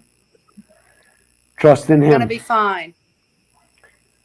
That's something that we all need to know. That is a great note to actually end it on. We're on 3 hours and 4 minutes. Cool beans. We blew past this one. You were usually an hour and a half, maybe 2 hours. We went for 3 hours tonight. And I know what you wanted to talk about tonight. And thank you to our wonderful chatters. This channel is here for everyone who came in to actually watch. Why? Because if we want to do this, we do this on private chat. Yep. And that's not the point. We want to get this word out. We want to get more people involved. We want to get more people enlightened, more people awakened, and more people realizing that, hey, you have value. You have control over your own reality. Mm-hmm. Make sure that your reality reflects who you truly are, not what the system tells you you should be. Right. All right, Angel, last words, brother. Please. I was just going to elaborate on what you guys are saying. If you want to know where your power is, just look at what you're attracting.